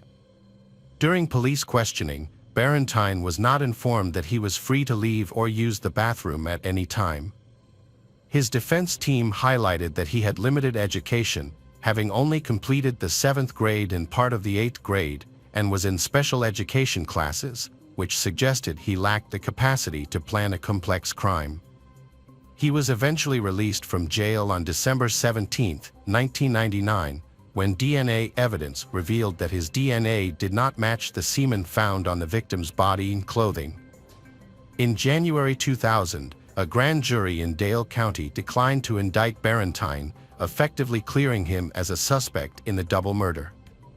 The investigation suffered a setback after Barentine's clearance, and the methods used by investigators were criticized.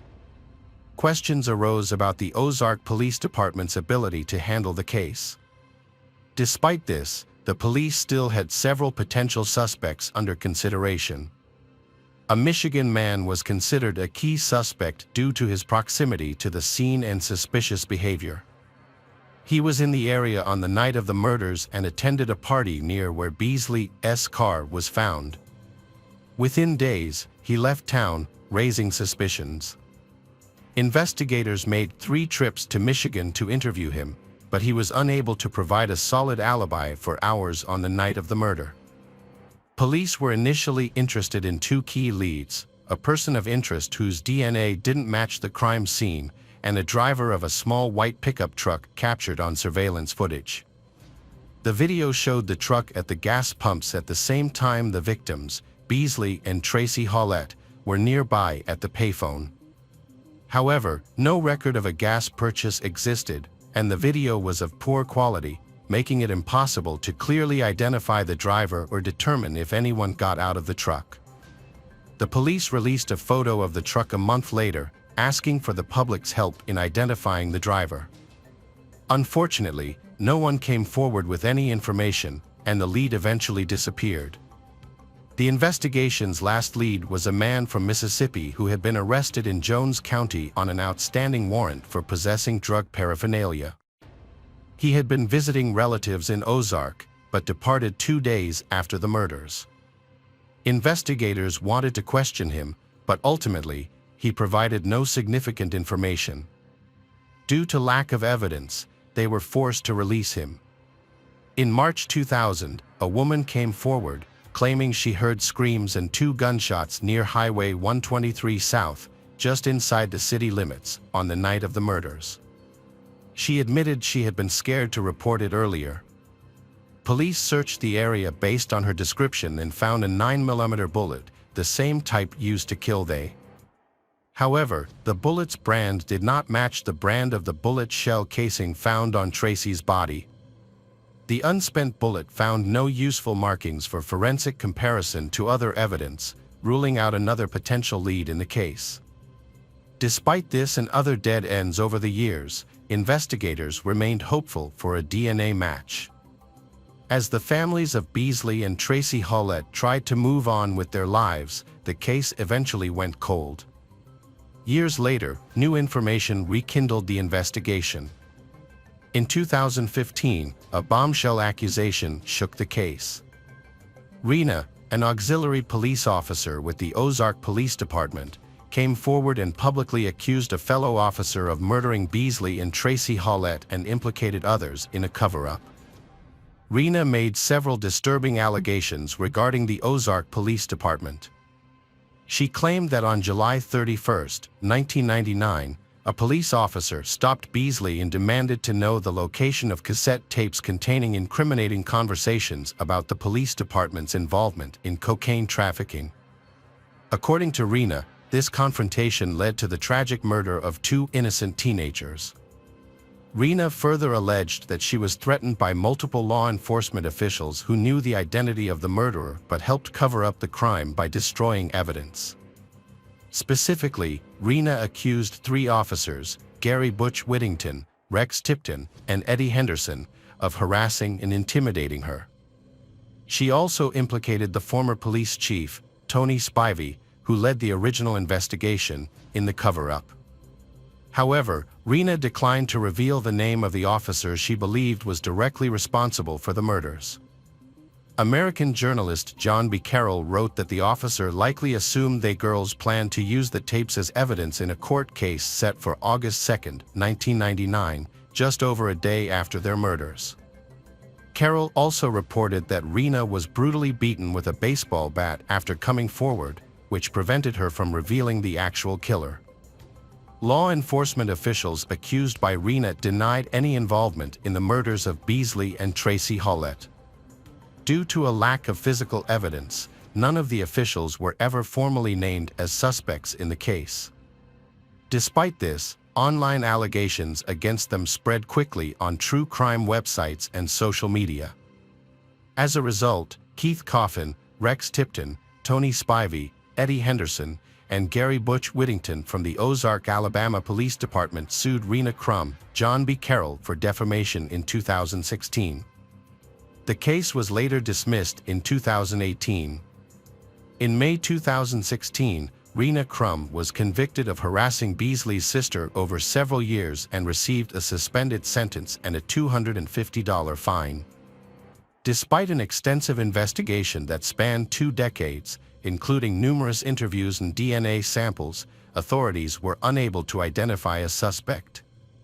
It wasn't until 2019 that advances in DNA technology finally led to a breakthrough. In March 2019, investigators sent the DNA evidence found on Beasley's body in clothes to a specialized lab in Virginia called Parabon Nano.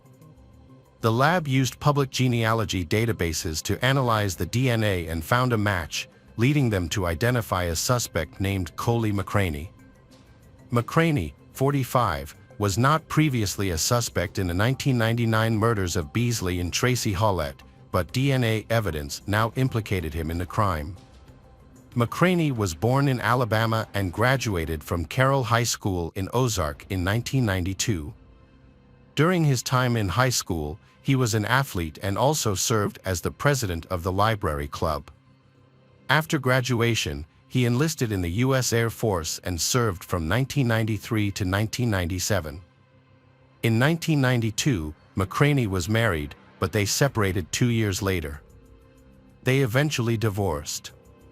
His ex-wife filed a complaint with the Air Force in 1994, alleging that McCraney had assaulted her. McCraney later remarried in 2001 and had children with his second wife.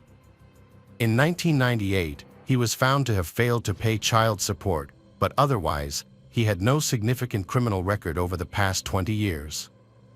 McCraney worked as a truck driver throughout his career, employed by several Alabama-based trucking companies over the years. More recently, he co-founded a church and worked as a bishop.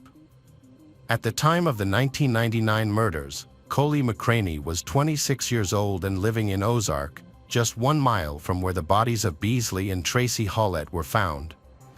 Nearly 20 years later, on March 15, 2019, McCraney was arrested in Daleville, Alabama, following a traffic stop. During his subsequent interview with police, McCraney claimed to not know the victims. However, the investigators did not reveal any motive for the murders. The news of McCraney's arrest sent shockwaves through the Ozark community, including its police chief, Marlon Walker, who had attended school with McCraney. As the case seemed to be finally unraveling, a new development emerged. Rena Crum, a 53-year-old woman who had previously accused the Ozark Police Department of covering up the murder, withdrew her allegations during an August 2022 hearing. McCraney, 49, is currently in Dale County Jail awaiting trial on 5 counts of capital murder for the shooting deaths of Beasley and Tracy Hlet. His bond was denied, and his trial is scheduled for April 17, 2023. The families of the victims expressed relief that the alleged killer has been apprehended, but they still face the difficult process of reliving painful memories during the trial. McCraney was ultimately found guilty of the murder and rape of Beasley and the murder of Hlet. He was sentenced to life without the possibility of parole.